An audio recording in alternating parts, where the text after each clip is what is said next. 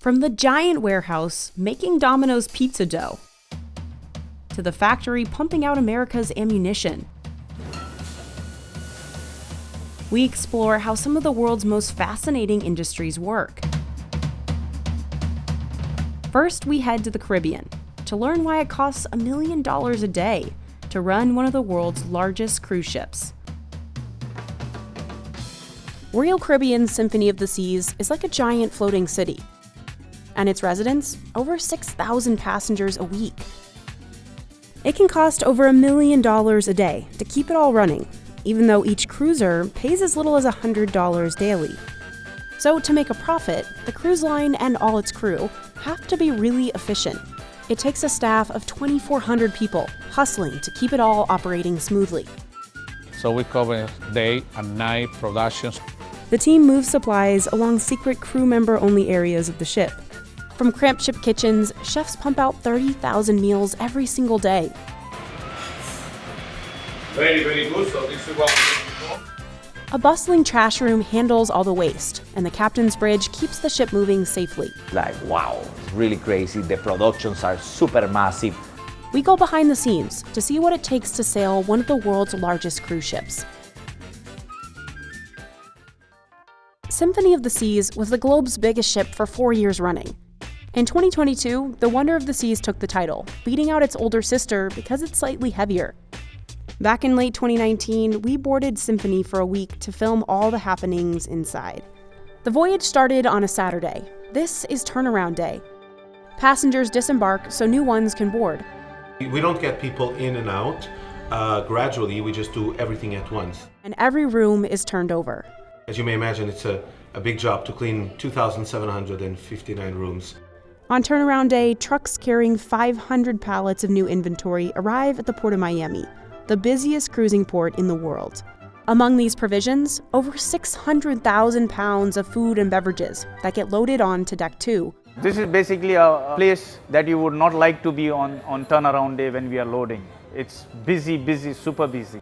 It's estimated the top 3 cruise lines in the world will spend an estimated $2.3 billion on food and drink in 2023. Supplies have to be perfectly planned for this 7-day cruise.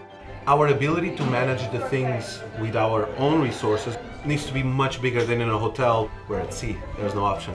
And all this has to be loaded onto the ship in just 9 hours. Any delay in our operation can hamper the sail away of the ship, which is again a big logistic requirement. By 4:30, the ship is ready to set sail. Moving the ship is a combined effort between the bridge and the engine control room. The bridge handles steering and navigating. Maybe only 10% of my job is being on the bridge, having control of the ship. The rest of it, I'm managing a huge operation. And the engine room provides the power.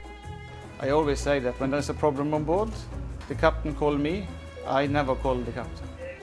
4 bow thrusters move the front of the ship side to side, and 3 electric azipod propellers turn 360 degrees to pull the ship instead of push it. 6 giant engines power it all.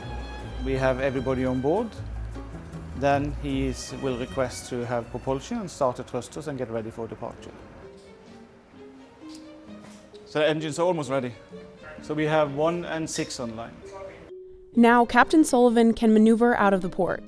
Here we are on the bridge in the cockpit. This is where we do the navigation at sea. We've got multiple displays giving us information about the ship, what the course, the speed, the heading is. We have an electronic chart display with our routes already planned, and we can see exactly where we are at any time. Symphony of the Seas is registered and sails under the flag of the Bahamas. Because of the Passenger Services Act of 1886, no foreign flag ships can move passengers between 2 U.S. ports. To avoid the $200 per passenger fine, any Royal Caribbean ship leaving the U.S. has to stop at another country. Since this cruise is headed to Puerto Rico from Miami, they had to slip St. Martin and the Bahamas into the itinerary. On the other side of the ship, passengers are getting settled into their rooms. Ocean View cabins start at $1,000 per person for the week, going up to $85,000 for the tricked-out Ultimate Family Suite. We have a room for every wallet on this ship. Everything good? Amazing, huh? meaning hotel manager Fernando Jorge has to cater to all kinds of tastes. If you put this jacket on with 4 stripes, you'll be a celebrity too. Cruise lines bank on the fact that they have a captive audience for a week. They make their profit from keeping passengers moving through the ship, dropping cash on onboard purchases, like alcohol, casino games, and specialty restaurants. Fernando says the ship's design helps. On conventional cruise ships, there's only one block with a big pool in the middle. This ship has 7 distinct neighborhoods with their own themes and activities. A big central park sits in the middle, and 17 public and private pools and hot tubs dot the rest of the ship. The average cost to build a new ship is $650 million. Royal Caribbean spent more than double that on the Symphony of the Seas. Fernando's goal is to control how passengers move through the ship, from their rooms to shows to dining halls, so no one part is too overcrowded. They move around freely to their own will and doing what they want, but we, up to a certain extent, the flow is designed that at any given point you do not feel that you are with another 6,500 people on board. The ship's design also helps in isolating zones in case of an emergency and controlling COVID-19. Passengers that test positive for COVID can be quarantined down on deck 3. So this is a COVID quarantine. You guys on deck 3. Thing is, they leave these disinfectant bottles. All our trash in these biohazard bags. Our meals, our room service, anything like that, we put it in those bags. Hand sanitizer, masks. When you have COVID, they send you to the cabin. Room service is pretty much complimentary, so they are not directly handing you the food. They're putting it down and then you pick it up and stuff like that. In December 2021, 50 people on board tested positive for COVID. They were able to isolate in their cabins. Every crew member is trained on COVID procedures and sailing safety. Royal Caribbean is incorporated in Liberia. Labor laws there are a lot looser than in mainland United States or Europe. It allows Royal Caribbean to hire crew from all over the world and keep them working long hours for 3 to 12-month contracts. Half of the staff is part of Fernando's culinary team. Their job? Feeding all those passengers their 3, 4, 8 meals a day. You have to calculate that it's breakfast, lunch, and dinner, plus snacks, plus at night, plus all 24-hour food all around, and that never stops. Ship kitchens run 24/7, manned by a culinary team of more than 1,000 people. They dish out over 30,000 meals every single day, and they do it all from compact kitchens on a rocking ship. So how does all this food make it to the plate? Jared's in charge of ordering all the food for the ship's 23 different restaurants. Every week, Jared's got a $1 million shopping budget. All of that is just for 7 days of food. Sometimes Jared will tweak his orders based on who's coming aboard. More kids means more chicken fingers. That's how the operation runs. So we monitor it on a daily basis, what has been used, what has not been used, and then we adjust our orders accordingly. But by and large, being in Miami, having the same number of people, it's almost the same every cruise. Once on board, everything is moved along the ship's secret highway. This is I-95, and it runs the entire length of the ship, on deck 2. We separate all the stores to the different locations that they are supposed to go. We have about 20 different storerooms divided into freezers, fridges, walk-in fridges, and rice stores. Seafood, meat, vegetables, and fruit are all divided and stored in separate fridges. If you come towards the end of the cruise, this box will be almost empty with a few fruits that are needed for 2 more days, which we keep as backup stock. There are also 6 freezers. That's where the 700 pounds of ice cream that'll be eaten each week are stored. Dry goods are stored down on deck 1. Full of spices, full of chocolate in this storeroom. Coffee. It's nice to be in this storeroom. An elevator gets the food downstairs. Jared's team checks all of the food for quality control every day. If produce is ripening faster than expected, they try to work it into another meal. For example, overripe broccoli could go into broccoli cheddar soup instead of being tossed. Once inventory is stored, restaurants on upper decks put in food orders with Jared. Chefs will come downstairs, pick up their order, and cart it away to be cooked. That's where this guy comes in.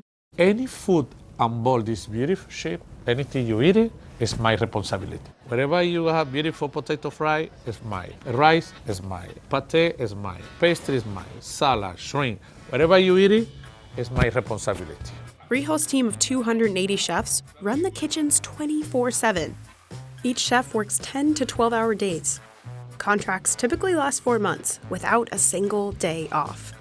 Some of the people start to working for 8 o'clock in the morning, all the way to 2 o'clock, take a break, come back again 5 o'clock, finish by 9:30. Then other group start to working 10 o'clock in the night, all the way to 10 o'clock in the morning. So we cover day and night productions.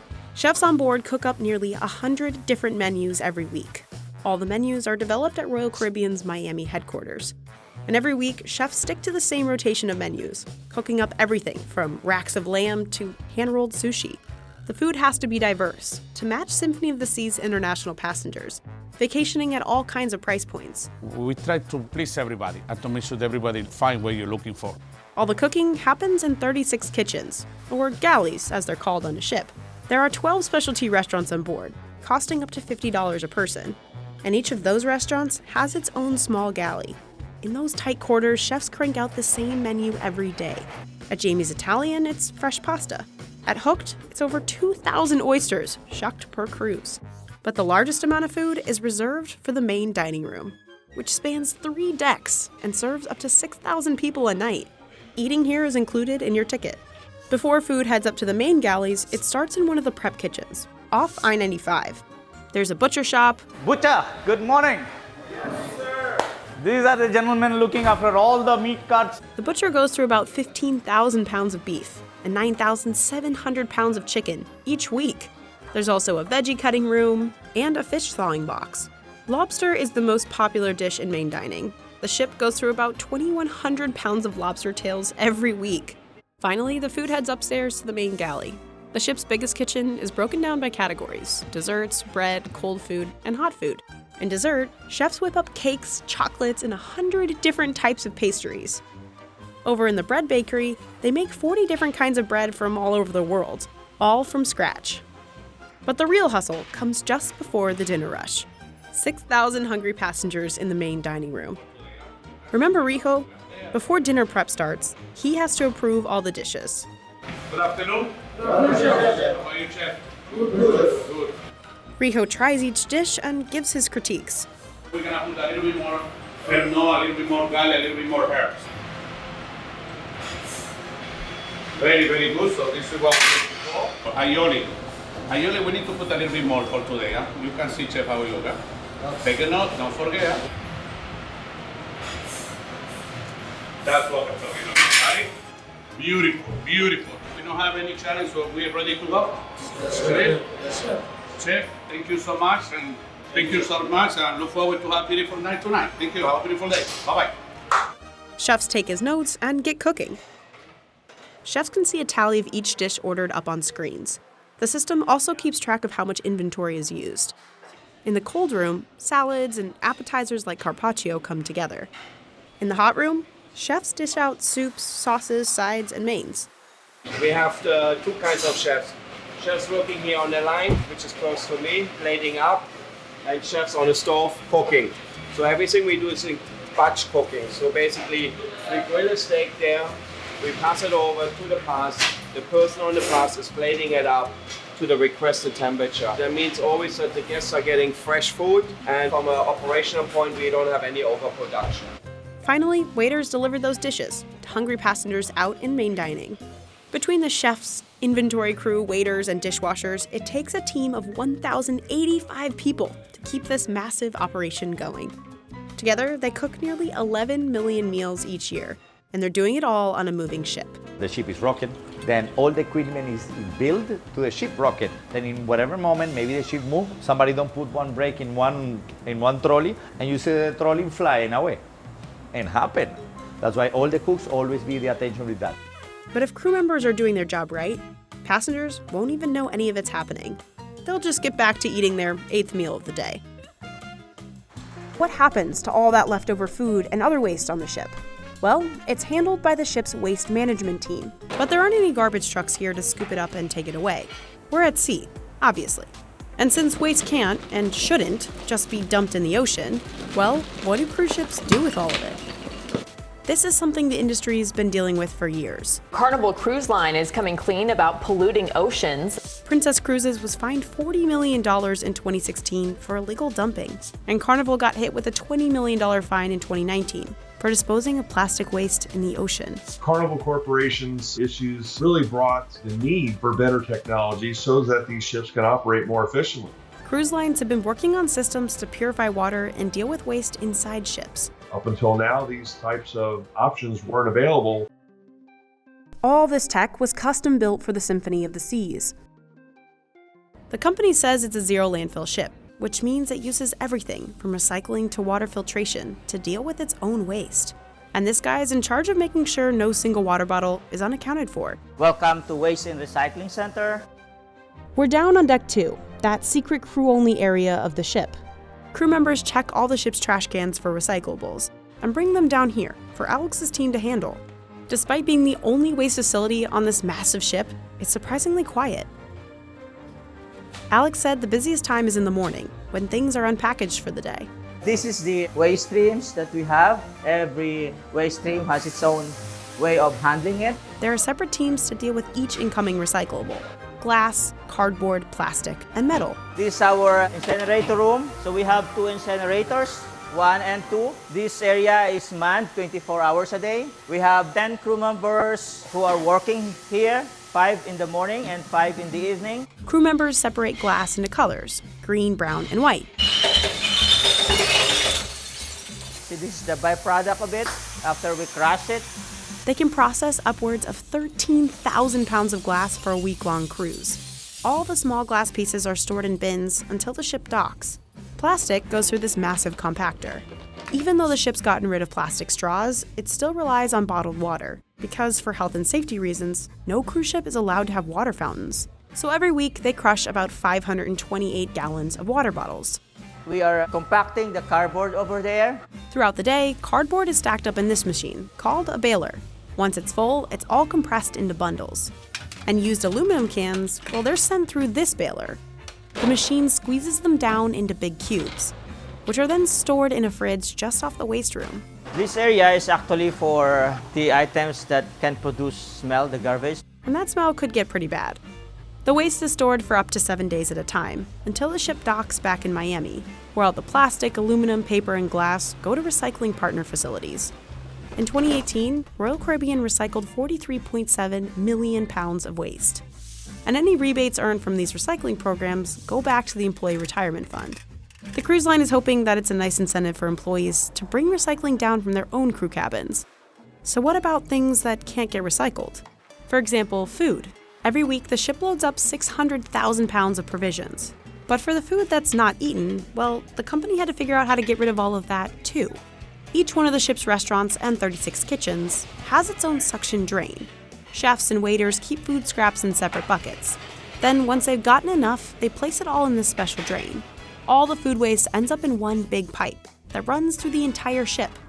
And that pipe leads to what's known as the hydroprocessor. Those pipes over there, so these were the food waste is passing through. This is being processed through here. This machine has a bunch of tiny layers of mesh to break down the food. It's being stored in our tank. We have 2 tanks of comminuted food waste. And the final step, incineration. Now let's talk about your toilet waste. Yep, we're gonna go there. It's all part of the water treatment system on board, controlled from the engineering room. All the wastewater that we are generating on board the ship is being collected. Nothing goes overboard unless we have run it through a treatment plant. Water is divided into 2 categories: gray water, from sinks, laundries, and drains, and black water. That includes everything from the galleys and your toilets, including your urine. This is then being mixed together and run through the advanced wastewater purification plant. The purification system purifies the water to a point above the US federal standard, which is almost safe to drink. And then it runs several filtration processes before it's being kept on board or it's being discharged overboard when we are at sea with a certain distance from land in order to meet the different local and international regulations. And onboard filtration systems produce about 150,000 liters of drinkable water every hour, pulled right from the sea. So we are basically self-supplied with fresh water. That's definitely within their best interest to be the most environmentally friendly because it significantly can reduce the waste on board, the weight that they have to carry, the fuel usage, and it reduces our operational expenses as well. While we don't know exactly how much fuel Symphony uses, it's been reported an earlier Oasis-class ship, Harmony of the Seas, could burn up to 66,000 gallons of diesel a day. That's the equivalent of 600 cars driving from New York City to Los Angeles. Symphony is more efficient than older ships because of its advanced bubble technology. It releases air bubbles under the hull to help the ship glide more easily across the water, reducing drag and fuel consumption. And engineers like Stig can also capture excess heat coming off 6 engines too. To heat up potable water, we're heating up the pools, we are heating up the fuel tanks on board. Those diesel engines also generate all the ship's power. Which is about the same size as producing power for a little city of about 80,000 people. All the lamps you see throughout the entire ship, all the power supplies on every single stateroom and menus. Then we have all the air conditioning, including all the provisioning plant where we store all the food. And if any part breaks, workshops hidden next to the engineering room handle it. We have mechanical workshop, we have electrical workshop, we have workshop for the hotel maintenance team. And parts that we cannot easily get hold of or we need urgent, we fabricate the parts on board. But crews on board don't just run the ship's grid and engines. There are hundreds of other jobs, from manning the surfer machine and zip lines to entertaining guests. There are ice shows, Broadway-style plays, and an aqua performance. We followed one performer for a day to see how she dazzles cruise-goers every single night. Hi, I'm Ariana Mazzagatti. I go by Maz here in the Royal Caribbean world. I am the aerialist for the show Hero on the Symphony of the Seas, and I am also the aqua captain. Royal Caribbean hires serious athletes. They get paid to perform in productions around the world in front of millions of cruise-goers. But the job isn't always easy. Performers work 11 months straight without a single vacation day. And they do it all on a moving stage in the middle of the ocean. That is the biggest thing to get used to, is the rock of the ship. When you're going to do a jump and you expect the floor to be here, but the floor is here, or the floor is here. To bring her powerful character to life, Maz is strapped into a 3D flying apparatus that allows her to flip and run above the crowd, with only wires holding her up. Maz is American and a cast of performers from all over the world. And they're all accomplished athletes. Professional slackliners, Olympic-level divers, and world-renowned martial artists. Like many of her fellow castmates, Maz never planned on being a cruise ship performer. On a whim, she tried out for Royal Caribbean her junior year of college, and beat out thousands of others for a spot. It's as difficult to get into a ship show as it is to get into a Broadway or a West End or a Cirque du Soleil show. And in 2015, Maz got the call from Royal Caribbean. She dropped out of college and has been performing on cruise ships ever since. After getting a role in Hero, the show's performers head to Royal Caribbean's training facility in Florida. This is where they spend 2 months learning and perfecting the routine. Then they're off to sea. Their stage? The tricked-out Aqua Theater. It's made up of the deepest pool at sea, with a transforming bottom, 30-foot diving towers, a trampoline, and tightropes suspended above the crowd. The new digs take some getting used to. You're brought from those plain gray studios with mirrors into this, and you're relearning everything because it all changes. The water, the weight of the costumes, the quick changes backstage, the makeup changes, the hair changes. It adds so many new elements that you could not even dream of during rehearsals. Finally, they're performing live at the 600-person theater. It takes about maybe 2 or 3 weeks to get into the zone and to feel 1000%. You're not so stressed anymore. Throughout her contract, Maz and her castmates will do this routine hundreds of times. The performers don't get a single vacation day during their run. Trips home are only allowed in the case of an emergency. They typically perform 8 shows a week. Before any performance, Maz usually hits the gym for about an hour. Then she comes to the theater to run a safety test on the 3D flyer. The flyer is made up of a harness and 4 sets of wires connected to the ship. The technology is pretty complex and can move her on 4 axes. But the tech is proprietary to Royal Caribbean, so we couldn't get too close. After Maz is all set on the wires, she stretches. then heads downstairs to the secret 4.5 deck of the ship to put on her makeup and get into costume. Maz and her castmates do all their own makeup. Once the show starts, Maz stays hidden through the opening. Then she quietly climbs on a platform at the back of the audience, while a crew member straps her into the harness. The harness is very tight so that I do not fall out. So the pain is necessary. I can't necessarily say you get used to it because every day it might be in a different spot, so you're just bruising a new spot. The flying mechanism already has a routine programmed into it. So once a crew member hits a button in the production box, she soars above the crowd. While suspended, Maz uses her body to control her flips and spins.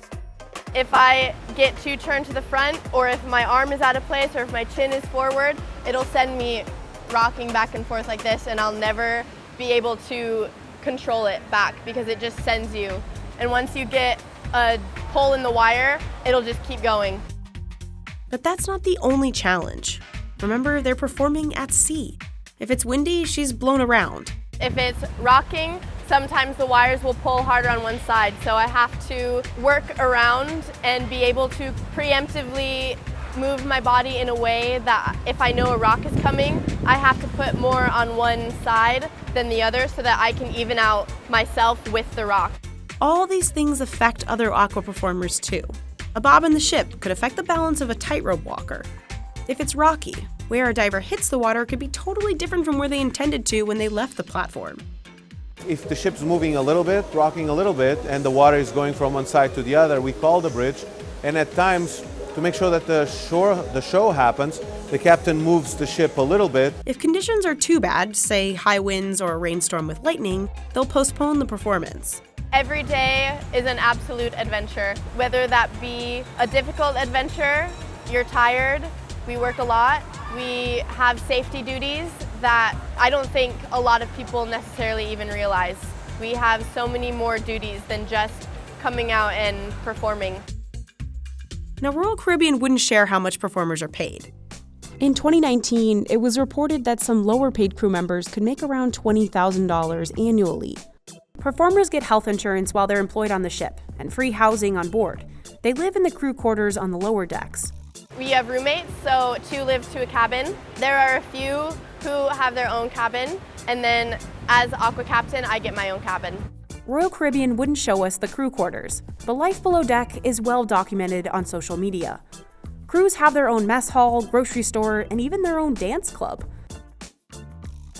Performers can use the passenger gym, eat at the reservation-only restaurant, and swim in the pools. All things no other crew members are allowed to do. I will do this until my body physically cannot move. In 2022, cruise lines were hit with staff shortages. Norwegian and Cunard even had to cancel sailings. Shortages or not, this staff, from the bridge to the kitchen to the waste room, have to move efficiently if the cruise line is going to keep a ship this size sailing smoothly.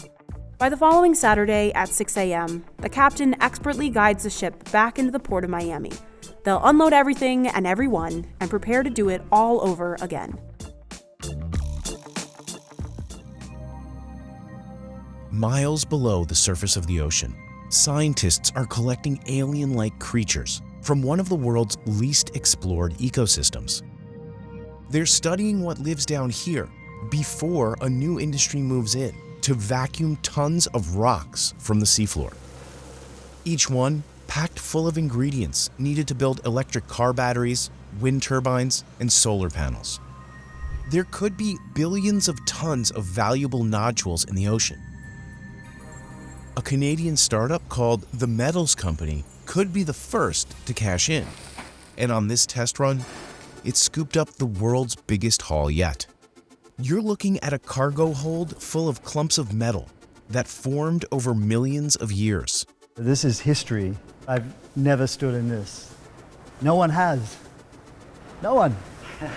The CEO says deep sea mining does less damage than mining on land, though no one really knows for sure yet. Should we be going to dig up our rainforest to get these metals? Or should we be going to this abyssal zone to pick up rocks? But as the company toasts to a successful pilot mission, environmental activists say deep sea mining is not worth the risks. We call on you to stop plundering the sea floor. They say they have leaked video of sediment dumping that proves their point. In the ground, just keep it in the ground. Hundreds of experts have called for a pause on this kind of mining until one of the world's most mysterious ecosystems can be studied further. Please do the science before you go in and destroy. Can vacuuming billions of rocks from the deep sea really help power a switch to renewable energy? And is this kind of mining actually any better than mining on land? We went aboard the Hidden Gem to see what mining the deep sea really looks like. These rocks are called polymetallic nodules. If you cut one in half, the inside is kind of like a jawbreaker candy. Each one begins with a fragment, like a shark tooth or shell. Over millions of years, metal particles from the water and sediment build up. A layer just a few millimeters thick can take 1 million years to form. Nodules are found in flat, soft parts of the deep ocean around the world. One of the most promising nodule fields is in the Clarion-Clipperton Zone, a stretch of Pacific Ocean floor about as wide as the continental United States. Nearly 20 companies and countries are racing to launch the deep-sea mining industry here. Much of it is reserved for developing nations, so the metals company partnered with 3 Pacific Island countries to be able to explore their plots. How are you? Jared, nice to meet you. Gerard Barron is on a decade-long quest to mine the deep. His last venture ran out of money. I wanted to do something that was near impossible. You know, I was pretty sure that if I didn't do this, then it may not move forward. And that would be a travesty. He's the CEO of the metals company, Nicest. which in November finished a 10-week trial run, collecting nodules from the deep. Today marks one of the most important proof points. The technology is available to collect these rocks at a commercial scale. Here's how it works. The ship lowers a collector vehicle into the water. This prototype weighs 90 tons and is about the size of a minibus.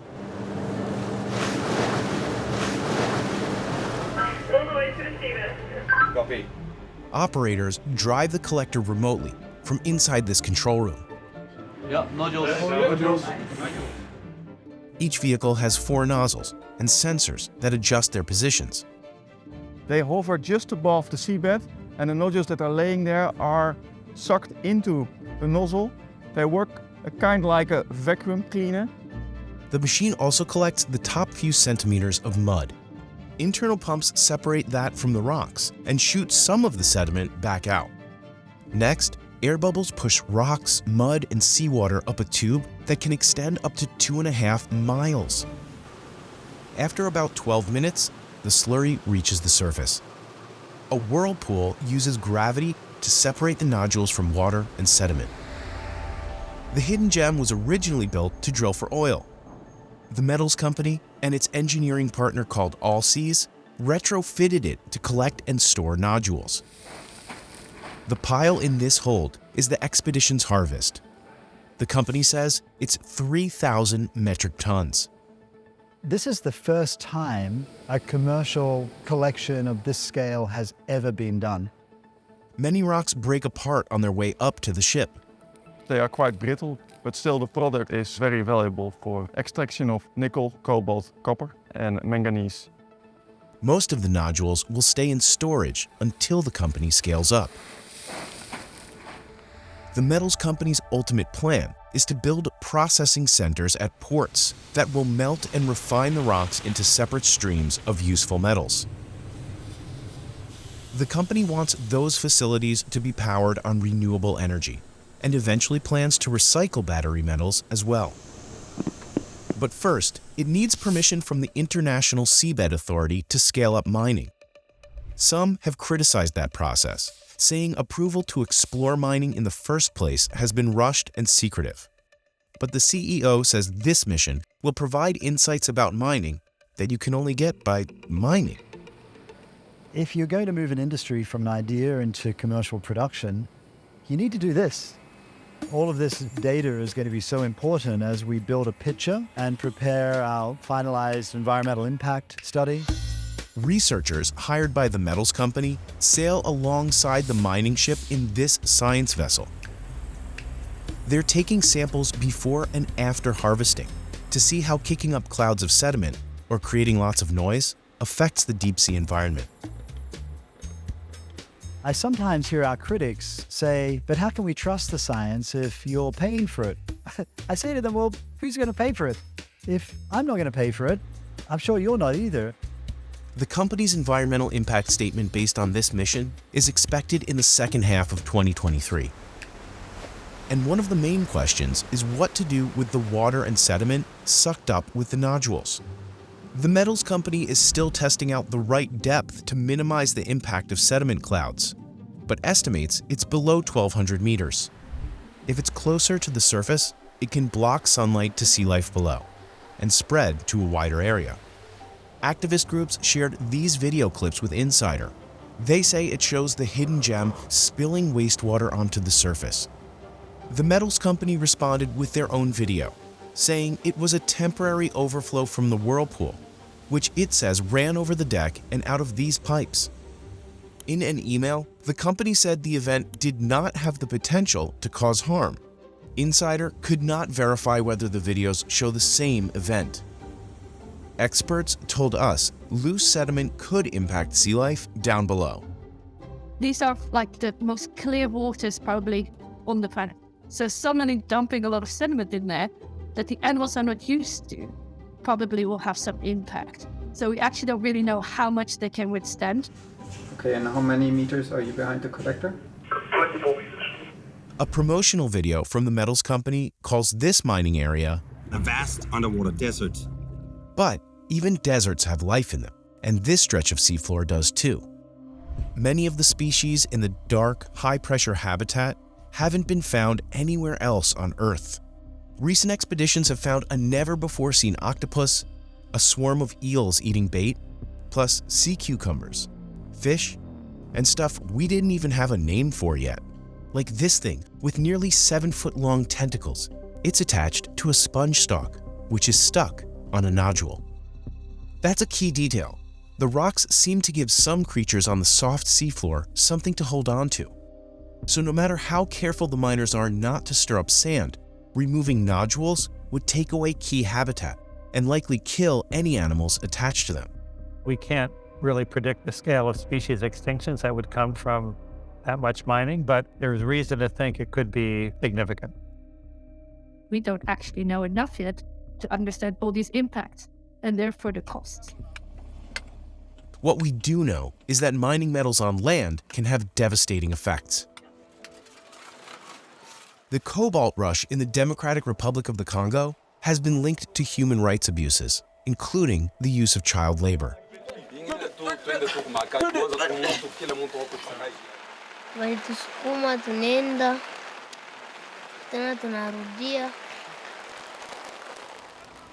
In Indonesia and the Philippines, nickel mining operations led to the deforestation of tropical areas. But some mines are managed better than others. People promoting deep sea mining often argue that all land-based mining is inherently badly managed. And that's not true. There are certainly many cases where it is, but there are certainly many cases where it's not. Ores mined on land also leave behind lots of leftovers, called tailings. These can leach dangerous pollution into water and soil if not disposed of properly. The CEO believes seafloor mining solves that waste issue and has other benefits too.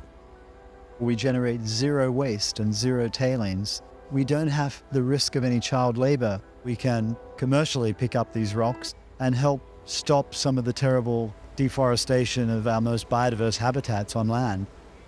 That would mean replacing some land-based mining with deep-sea mining. But experts say there's no evidence land-based mining would go away or even decline if we mine the seafloor. You'll just end up with a situation that you are going to have increased ecological harm on land and then at sea as well. Hidden gem, hidden gem, hidden gem. On November 16th, a Greenpeace campaigner radioed the mining ship at sea to tell the crew his concerns. Deep sea mining is an imminent threat to the ocean and the vast array of wondrous marine life. The activist says the environmental benefits the company touts are just marketing spin. The argument that we need to look for these minerals and metals to aid the green energy transition is pure greenwash. We're not talking about reducing the overall amount of mining. We're talking about already wealthy people looking for a new gold rush. Ultimately, experts say mining always has trade-offs, no matter where you do it. There's no question that deep sea mining would have major environmental impacts, but whether those are acceptable trade-offs is a decision society has to make. Experts told Insider the best way to make that decision is by starting small. To start with one mining operation and monitor it very well for at least 10 years. And my personal view is that probably it could sustain one mining operation without having major regional loss of ecosystem services and biodiversity. But people are not talking about one mining operation.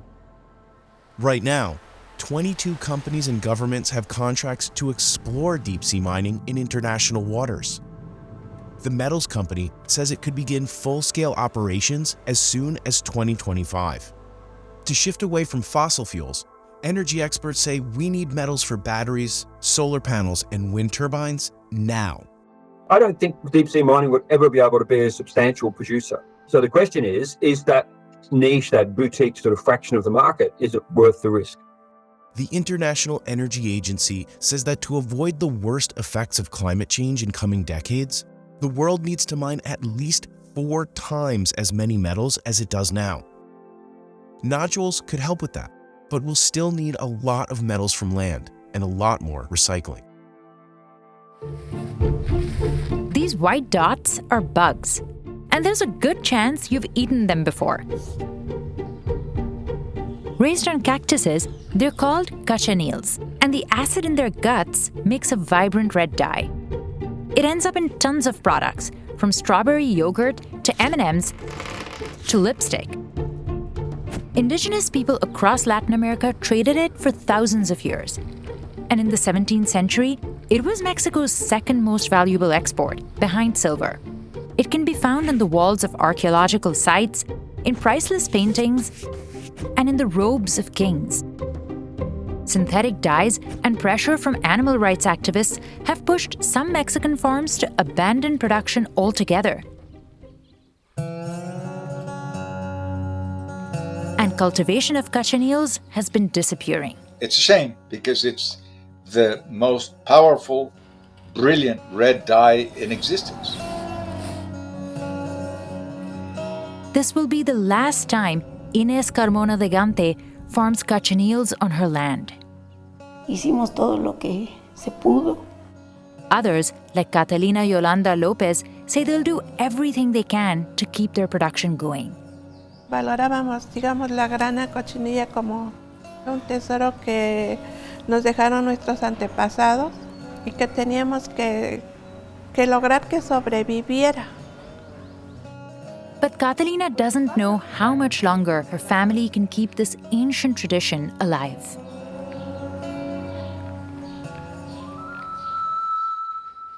Cochineal bugs are tiny parasites that live on cactuses. And the stuff that becomes the powerful red dye makes up almost a quarter of their weight. But it's not blood. It's actually a naturally occurring compound called carminic acid that's a repellent against predators like ants. Cochineals eat prickly pear cactuses, or nopales as they're known in Mexico. They have all the moisture and nutrients the bug needs to survive. Y a otra planta ya no la alimenta. Catalina's grandmother taught her how to raise cochineals when she was just 4 years old. Today, she's one of the last cochineal producers in all of Mexico, running a farm in Oaxaca. It all starts in her field of young nopales.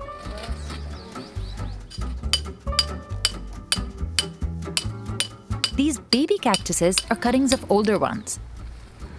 Un nopal podemos sacar fracciones y multiplicarlo. Cada penca de abajo desarrolla dos, como si fueran conejitos, aquí vemos.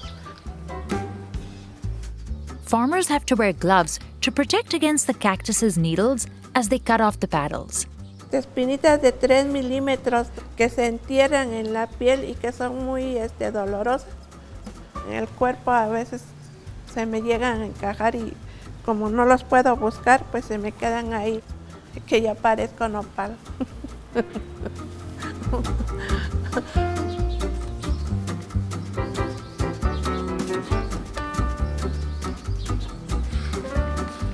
Next, Catalina washes the cactus with soap and water. Only then can she place the cochineals on the paddles. Estamos anidando lo que es la grana cochinilla madre, poniéndola dentro de un nido de palma. These look like finger traps, but they're actually tiny houses for the bugs. Catalina says no one makes them anymore, so she has to be careful not to break them. Y dentro de 12 horas o 10 horas van a aparecer la grana cochinilla bebé caminando a través de los agujeros de las uniones de la palma.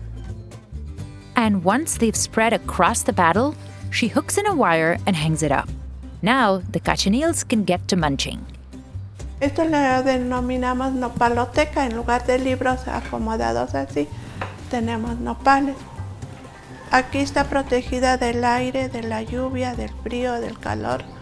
Y este rack lo inventé hace más de 50 años. Catalina constantly has to check for predators in the nopal library. Predators like this telero worm. Y este se come la grana cuando está en estado larvario. Every white dot you see here is a cochineal. Tiene un polvo alrededor de ella como si fuera talco o harina. The white powder acts as a glue to help the insects stick to the paddle, and it protects them against the sun too. Cochineals stick their probe into the cactus skin and suck out the water and nutrients. Y en eso su cuerpecito empieza a trabajar como un laboratorio, transformando los azúcares en ácido carmínico. Only female cochineals produce carmine. The males are tiny, have wings, and fly away. But don't call these little guys beetles or cockroaches. Las cucarachas tienen caparazón, tienen 2 antenas y son muy feas. Y estas son preciosas. Once stayed over in Puebla, almost all of Carmona's nopal fields will be gone. She plans to replace it with corn and save just a few cactuses to raise cochineals as a hobby. She comes out to weed her fields and brush off any predators. Las arañas, los bichos. She looks for the perfect cactuses to bring back to her hungry bugs in the greenhouse. Puede ser pequeño, puede ser chueco, deforme, pero debe de ser grueso, que tenga alimento. Caretakers of the cochineals have to constantly move babies to new nopal paddles, and after 3 to 4 months, the female insects are ready for harvesting. Carmona uses a sieve to separate the bugs from their clothes, the powder and silk they make. Y se queda nada más la grana. As the dead cochineals dry out, their squishy pods solidify. Carmona sells them whole. Todo este hilo de acá hasta allá para sacar 3 kilos de grana húmeda y nos queda uno de grana así. Catalina and her daughter, Claudia Juarez Lopez, use a traditional metate to grind them into a brilliant red. Es preferible hacerlo a mano, ya que nosotros creemos que es mejor la molienda, es más despacio y el color se concentra más. Either way, it's very tedious work. It takes 70,000 bugs to make just 1 pound of dye. The powder has to be dunked in an alcohol solution and filtered to remove the insect parts. Catalina sells a kilo of her dried cochineal for about $150. No es mucho. Así, con todo este trabajo que lleva, tendría un precio de 10,000 pesos por kilo. Large food brands use carminic acid in everything, from Yoplait strawberry yogurt and Airheads to Nerds and M&M's in the UK. But customers will never taste it. No cambia el sabor. O sea, la grana solamente tiene puro color. It appears on the nutrition label as Carmine, Natural Red 4, Crimson Lake, or E120 in the European Union. Carmine is also frequently used in the cosmetic industry. And that use is anything but new. Cochineal dates back thousands of years in Mexico. It was used in lipsticks, textiles, royal headdresses, and wall art like those in the pyramids of Montalban. After Hernan Cortés conquered the Aztecs, he brought cochineal back to Europe. And it quickly replaced European dyes because cochineal fixed onto wool and silk better, lasted longer, and created a more vibrant red. About 15 times more powerful than anything that had been seen before. It came to represent power, showing up in the highest of fashion. The Catholic Church used it in its red cardinal robes, and the British Army used it in their red coats. And soon, artists like Van Gogh, Renoir, and Rembrandt were painting cochineals into their masterpieces. In the 1800s, women in the United States started using it to color food, from cakes and candies to jellies and pickled red cabbage. But then in 1856, synthetic dyes were invented, first with mauve, made from byproducts of coal, and then in 1878 with red number 2, made from petroleum. It was very difficult to compete because they had lower prices, larger volume, and similar qualities. And these synthetics just about wiped out cochineal production in Mexico. Then in 1976, the FDA banned red number 2 under suspicion it could cause cancer. And so began a renewed interest in natural dyes. But at that point, there were almost no cochineal growers left in the country. Catalina's family was one of just 3 still working with the insects. So she made it her life mission to preserve this bug and teach others about cochineal. She started selling the dye to local artisans and chefs and turned her farm into a museum to lead workshops for people interested in the bug. Por amor a los insectos. Creo que nuestro corazón está con los insectos, nuestra vida está con los insectos. But much of Catalina's work has been reversed in the last 2 decades. Brands like the liqueur Campari and Starbucks stopped using Carmine due to pressure from vegetarian customers. The pandemic was another blow. Orders stopped completely for Carmona. And that's when she decided to stop cochineal production. Se viene la pandemia y se acabó todo. Last year, she produced 400 kilos of the bug. This year, she expects just 50 kilos. En 2 meses desaparece el espacio. She switched this entire greenhouse to tomatoes. Pues sí necesito algo que me genere dinero. So can Mexican producers save their cochineal? The answer could lie with Peru. The government started investing in cochineal farming in the 1990s to help boost employment in rural parts of the country. And now Peru dominates more than 80% of the market. American-based liqueur brands have started using it again in place of synthetic dyes. It was even the inspiration for Pantone's Color of the Year. And there's growing demand across the globe. But Peru has some advantages. The country produces a wild kind of cochineal that grows outdoors without much farmer involvement, so it's cheaper. And while Mexican domesticated cochineal have more carminic acid, they also need to be grown indoors to protect from parasites. To be able to deliver large-scale orders from international buyers, farmers like Catalina would have to build more greenhouses and hire labor. But that's too expensive. Catalina had to turn down 2 letters of interest from English buyers because she simply couldn't produce the amount of dye they needed. Experts say investments from the Mexican government could help farmers. To provide basically seed money to Oaxaca peasant women In the meantime, Catalina hopes to keep educating every visitor who stops by her farm. Creo que hay oportunidad para que esta cultura renazca. Just like she taught her daughter Claudia, who's won awards for her work with the bug. Sin el apoyo pues de los hijos, a lo mejor se hubiera ya perdido este trabajo que viene desarrollando mi mamá. But until investments or customers come, some cochineals will be lost. And Catalina will be here, caring for her bunny cactuses and tiny little bugs. Y mantener vivo esta especie, que creemos que es un legado cultural del México antiguo.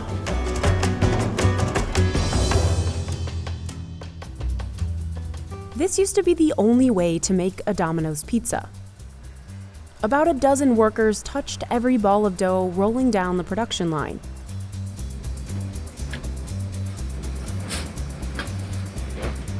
But now, in Domino's brand new $50 million facility in Indiana, machines measure, move, and stack pizza dough. And more, workers touch buttons instead of flour. You just have to kind of watch it and make sure it's doing the right things. All this comes after years of stiff competition from other pizza chains and a struggle to find enough workers, even in the store. Domino's, in particular, was having a hard time fulfilling these roles that are not super high paying and are pretty strenuous to work. And as sales spike for pizza's biggest holiday, those machines will be put to the test. It's all hands on deck. Super Bowl is one of the, top 3 busiest days for Domino's Pizza. So how does the world's biggest pizza chain balance automation with a human touch? And what does all this mean for the future of fast food? Each year, Domino's slings out about 1 billion pizzas globally. They have been one of the most successful public companies since around 2009, 2010. The company can keep pizza cheap because it controls its entire supply chain, from dough making to delivery. In the US, it all depends on bustling production and distribution centers. Back in 2018, we filmed at an older center in Connecticut with a more manual dough process. There, it took hours longer to make and chill pizza dough than at Domino's newest and heavily automated Indiana center. Now we have robots, so it's more efficient, it's more consistent. This 110,000 square foot location opened in October 2022 and reportedly cost the company $50 million. We're constantly moving. From the second that we start, we're go, go, go. While some centers still measure ingredients by hand, at the new ones, mixing machines pump in flour, water, oil, salt, and sugar directly from storage. And then we have a secret recipe, pre-packaged recipe. I cannot tell you what's in our top secret ingredient because we wouldn't be able to let you go out of here. The new facility can churn out 50 batches of dough a day. That's 88,000 pizzas for our customers daily. Dough has a shelf life to it, and we don't freeze it. We constantly have to make it, so it's nonstop. Workers in this new center mostly control the computers, pull samples for quality control, and troubleshoot any issues with the machines. We don't like to stop. So basically, if there's anything that goes on during the day, we're meant to clean out the problems fast, efficiently, and get them going so the line never stops. Workers can program the machine to pop out different sized dough balls for small, medium, or large pizzas. And I just changed that tube out to give us a little bit smaller dough ball. And then robots place the dough balls onto trays. That's another update, as this used to be done by hand. 9 years ago, it was team members that were placing that. So just imagine how hard that was on our team members. This has made it a lot less physical, and we're able to attract a lot more talent. A set of cameras makes sure the dough balls don't stick together. It's literally taking pictures of it. If it catches any mistakes with our placing, this right here will reject each tray. This machine applies a label to each tray to identify what kind of dough it was and when it was made. Behold the spiral chiller, About 3,000 feet of conveyor belts can cool 40,000 trays of dough at once. There isn't a cooler bigger than the one that you see behind me. We're able to hold 2 days worth of production, and that gives us the ability to have dough in case of we need to support other supply chain centers. They don't want to freeze it because then it would stop the dough from proofing, or the rising that happens when yeast is activated. So they chill it down to 38 degrees to slow the proofing process. It's very cold in here. Our trays go up for 30 minutes and they come down for 30 minutes. The dough used to take 4 hours to cool. Now with the spiral chiller, it takes just 1. The dough balls travel down another conveyor belt. Then sensors tell these robots to stack them 25 trays high. A much faster process than the original way of doing it. The machine also slides a dolly cart under each stack to easily move them. This is the end of the line. We double check that each tray gets a label, then you push it. Here, 6 different kinds of dough. Handmade pan, hand-tossed extra large, large, medium, small, and wheat for school lunches await orders from franchises. And they have to move fast to prepare for the biggest pizza holiday, the Super Bowl. We normally see a 30% increase, so normally we go from producing 500,000 dough balls to 750,000 dough balls a week. Noé says with all this automation, the center was able to cut hours off its dough-making time. And this production process requires fewer employees, an important feature of the new facility. Because less than a year into the pandemic, Domino's came face-to-face with a labor crisis gripping the entire food industry. By early 2021, the U.S. restaurant industry was down 1.2 million workers. And there were lots of reasons why. Some workers retired, some quit, some trained for jobs in other sectors, and some relied on unemployment benefits. Employees left warehouse and delivery jobs at record rates. Domino's, in particular, was having a hard time fulfilling these roles that are not super high paying and are pretty strenuous to work. Warehouse conditions can be tough. In the summertime, this dry warehouse area, it can get super hot. We do have fans and we have other things to keep people cool and hydrated, but it can get super hot. That's where they keep the pizza sauce, dipping cups, barbecue sauce, pizza boxes, and the world's most controversial topping. Pineapple, for all those pineapple pizza lovers. The one area that we're looking into right here is our freezer, which is below 0 in temperature. This freezer stores the cheese, all the meat toppings, and chicken wings. The veggie freezer holds just that, mushrooms, onions, and peppers, and a cooler stores the pepperoni. Staffing has been a real challenge across, again, the whole industry. So it's this kind of vicious cycle. When you can't hire enough people, it creates a lot of different problems throughout the business. So here in Indiana, Domino's implemented new processes to make warehouse and delivery jobs easier on employees' bodies. At older centers, goods would be bulk loaded onto trucks. So when drivers got to franchises, they had a mini grocery store and would pick out ingredients from each shop. But at the new centers, Domino's has added a whole picking team. They grab all the ingredients and load them into cages. Each store gets its own cage. Which is just efficient and faster and easier. The wheels on these carts make it so smooth to go in and out. So when the drivers pull up, the pre-picked loads are waiting for them. This is where we do stage all of our product for loading. Workers move all the rolling cages and dough dollies onto 48-foot refrigerated trucks. We come in and we place the carts in from left to right, just into the truck. We'll strap it every 5 rows or so to give it a support brace to hold everything in tight. We're heavily strapped in. It goes a long way to get the pizza to you. On average, 13 stores worth of goods can fit in just one truck. We do a lot of things that are kind of like Tetris here.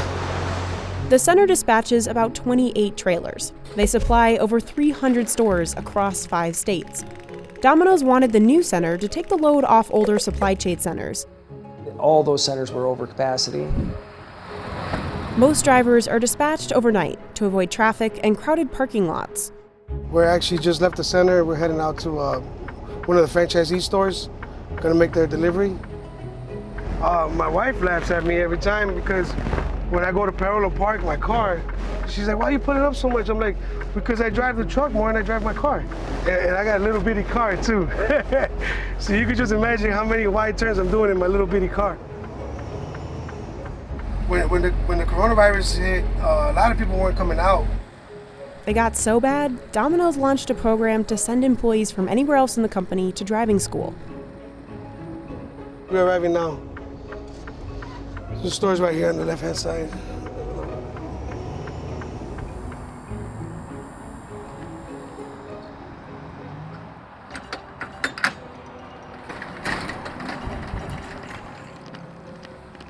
It has a store number, the stop number, so it's very easy to know what store is getting what. So these are dough trays.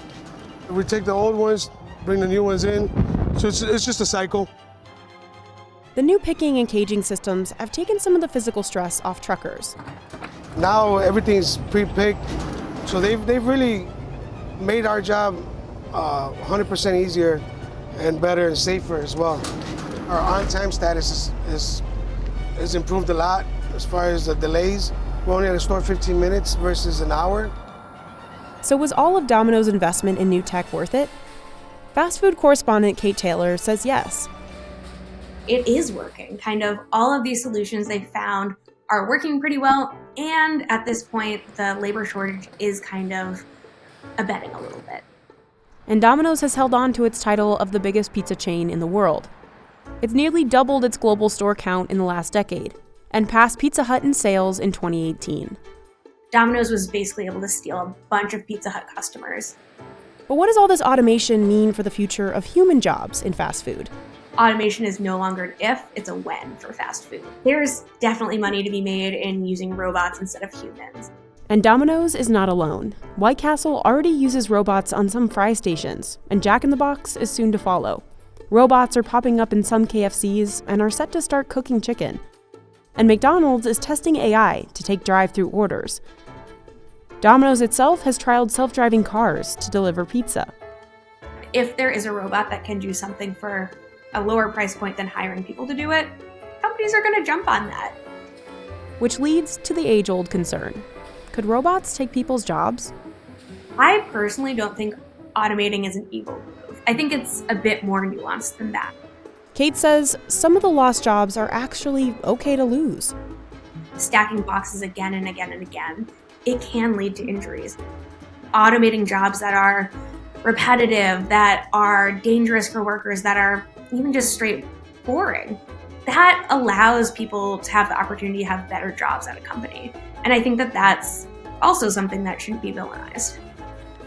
What hasn't become robotic is Domino's in-store experience. You can't automate everything. Making the pizza will stay human. The company does have that hand-tossed slogan to live up to. Pizza chefs pull the proof dough out of the fridge and still make every pie by hand. We're going to start with some fresh dough.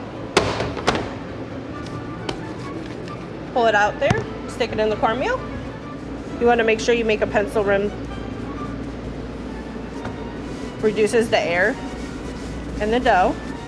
Jessica ladles on a thin layer of tomato sauce.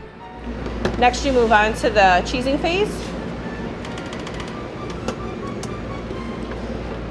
You want to make sure you stay away from the middle.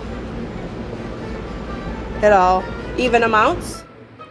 She drops on about 40 slices of pepperoni for a large pizza. It goes through the oven, takes about 6.5 minutes, and then it'll come out on the other side. A squeeze of garlic oil on the crust finishes off the pie. And then you close the box. And it's all complete. But just because there aren't any robots tossing pizza, doesn't mean there isn't a hustle. Ready, set, go!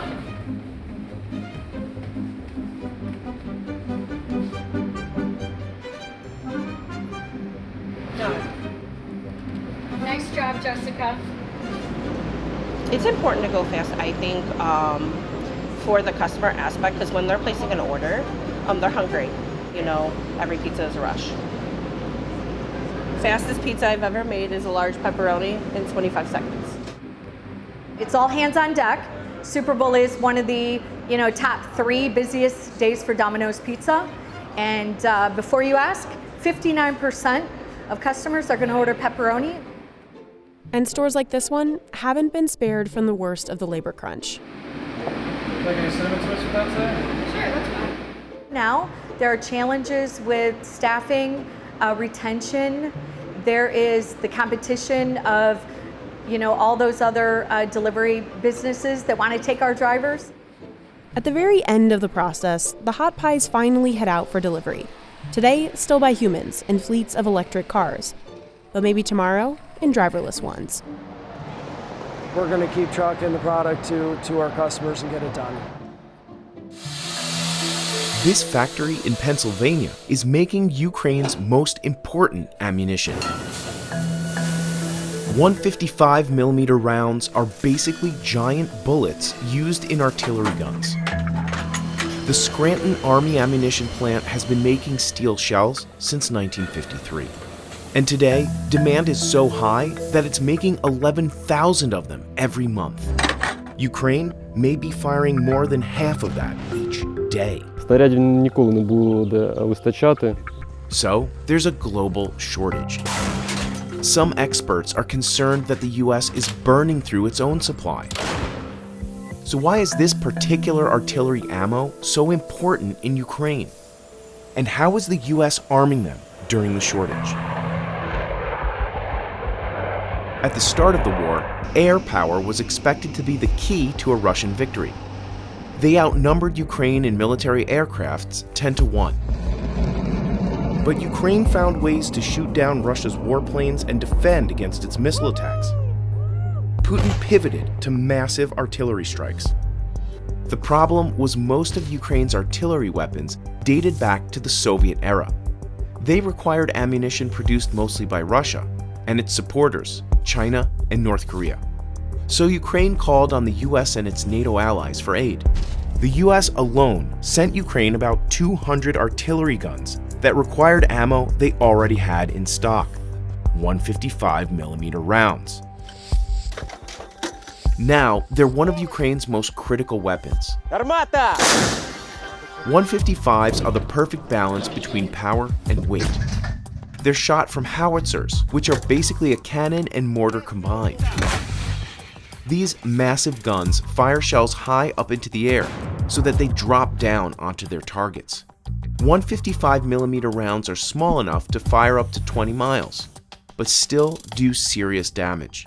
They're packed with 24 pounds of TNT and explode on impact, sending deadly shrapnel in all directions. They're also less expensive than fancier weapons. Javelin anti-tank missiles can cost as much as $78,000, and these shells sell for as little as $800.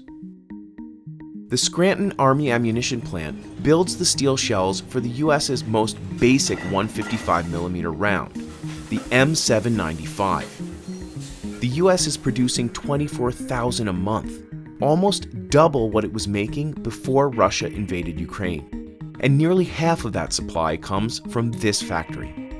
Everything starts in the billet yard. Workers move steel rods to the next phase, the forge shop.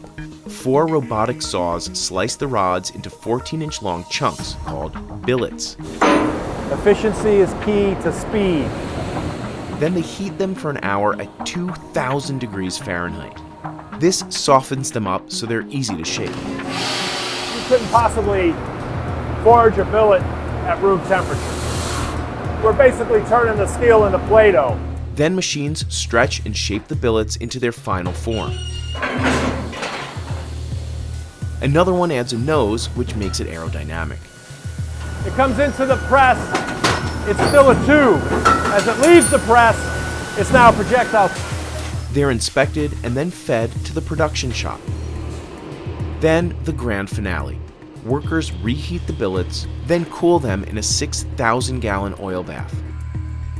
After some final lathing and polishing, workers hang the shells on hooks.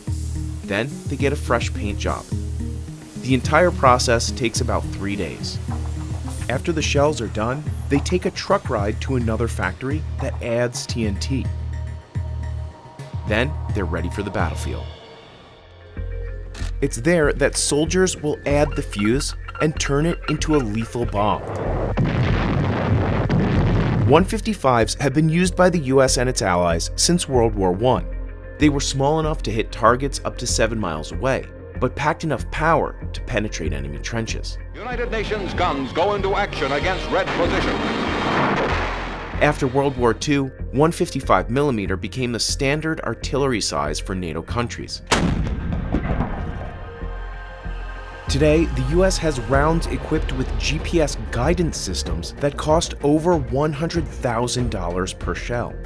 Since the war began, all the NATO allies have sent Ukraine some form of military aid. They've donated tanks, anti-aircraft guns, rocket launchers, and missile defense systems. But the US tops the list. They've sent roughly $42 billion worth of weapons to Ukraine. While expensive weapons like these make headlines, it's artillery that Ukraine is using more than anything. This past spring, Ukrainian forces were firing up to 8,000 155mm shells a day. According to a June report, Germany sent Ukraine so many shells that it had about 20,000 left in its stockpile. That's enough only for a few days of intensive combat. Critics are worried the same thing could happen to the United States. What we need most of all is artillery shells, and we're in short supply. We're working on that. The US has sent more than 2 million 155mm rounds to Ukraine, but most of that came from its own stockpile, which it uses to train soldiers and aid other allies. While the true status of the nation's stockpile is a closely guarded secret, some experts are concerned that it could be running low.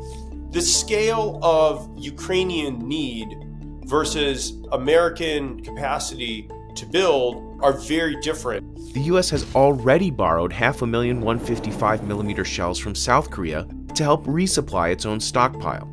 It's also turned to Japan for more TNT. We've hit the level at which the Pentagon planners are uncomfortable going any lower because of the demands for other war plans. The Army has spent billions updating its factories to make more 155s. They want to make 85,000 shells per month by 2028, over 3 times the current output. But it could still take years to refill the stockpile. You need to hire people. You need more of the steel to build the shells. You need to have a larger factory space. You have to follow all of the safety requirements because each of these has to meet a military specification for usage and have to go through the inspection process. In July 2023, the US announced its decision to send Ukraine a controversial type of 155, equipped with cluster bombs. Russia has also used them. Each shell contains 88 small explosives, or bomblets, that are released in midair. They can cover an area up to 7 acres and destroy everything from trenches to tanks. But these rounds are banned in over 120 countries because the bomblets sometimes fail to explode on impact and harm civilians who find them later on. 94% of recorded cluster bomb deaths are civilians, and almost 40% of those are children. The US has already sent thousands to Ukraine in its latest $800 million military aid package in July. President Biden has said that the cluster bombs are only a temporary solution. Ukraine President Volodymyr Zelensky said a lack of ammunition is what's keeping his military from reclaiming Russian-occupied territory more quickly. But the US Army says its goals for increasing its 155 output are on pace.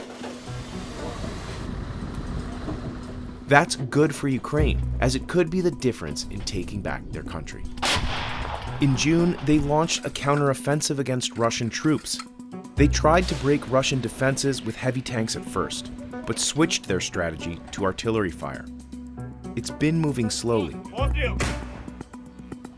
so they'll need plenty of shells for the long haul.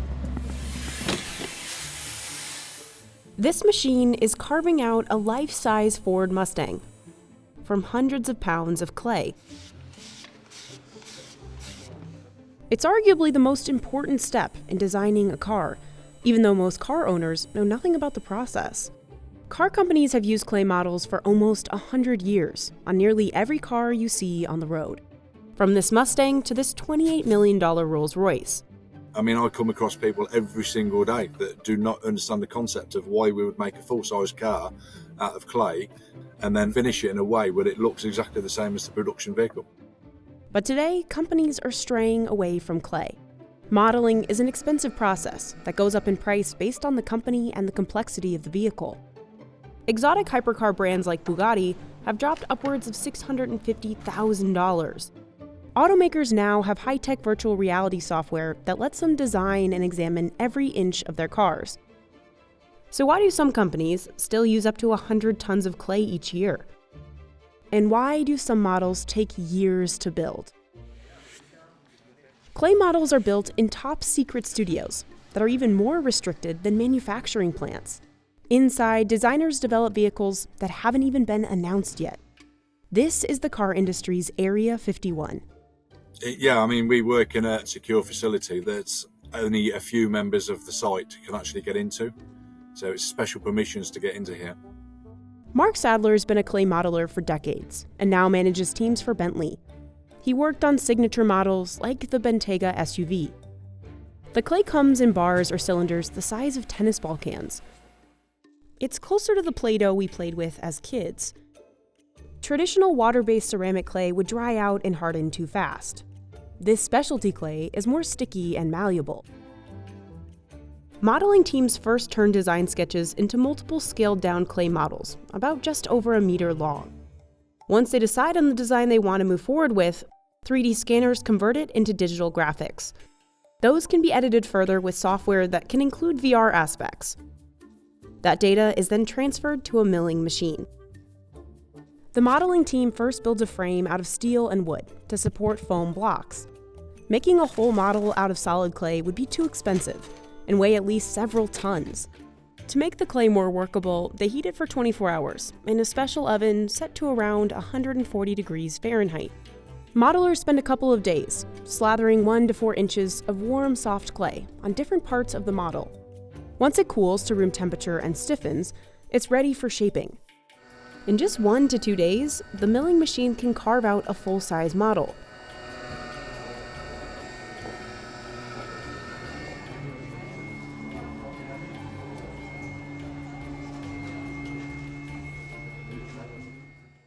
But it's not close to being finished yet. Modelers still have to smooth out surfaces, corners, and edges. This is where craftsmanship becomes critical. I've met people that have come from the porcelain industry that have migrated very quickly, very easily into the clay modelling side. But I've also met people that no matter how much training you give them, how much guidance, they just don't get it.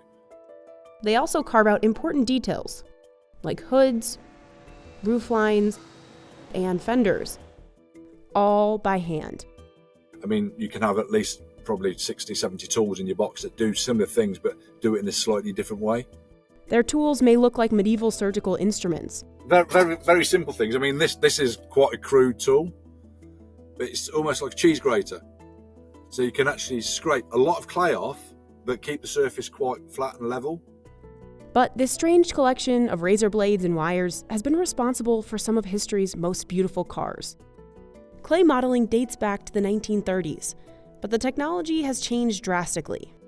Now, computer-driven machines take hours to do what used to take days or even weeks of manual labor. Still, the tools used for actual sculpting are mostly the same. This is a very simple tool that we use, and it's just you just scrape it like that. There's these what we call slicks.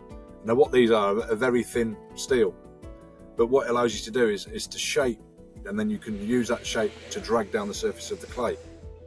The real advantage of clay is versatility. Modelers can experiment and make a change that may or may not work, but can be easily fixed. If modelers make a mistake, they use a hot air gun to soften the area and either add more material or remove it. To give the most complete picture of what the vehicle will look like, 3D printers produce headlights, grills, mirrors, and more.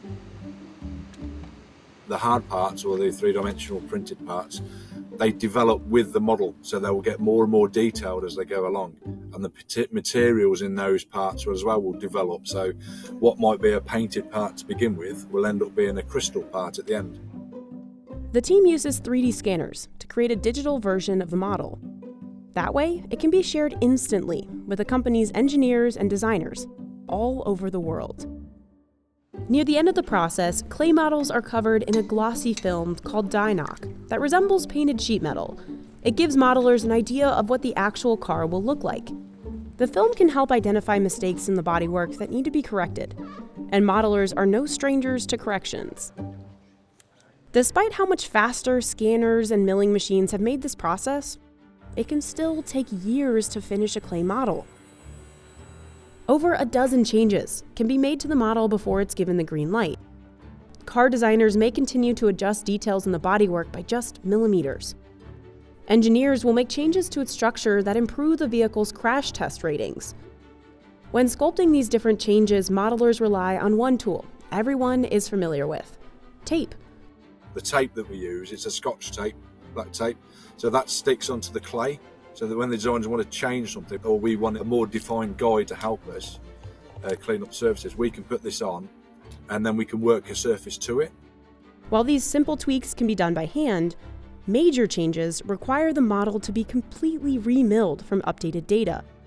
The combination of materials and the amount of labor is what leads to those six-figure price tags for automakers. Bentley tries sticking to a strict 12-month timeframe, but it's not the case for everyone. Designers spent over 4 years making this Ford F-150 Raptor model out of nearly 2,000 pounds of clay. No matter the company, once the modeling team starts going, they're racing against the clock. The biggest challenge we always have is time, and especially if I've got the head of the department coming out, the head designer coming out and say, no, I'm not happy with that, I need to change this, that, the wing, the whole body side.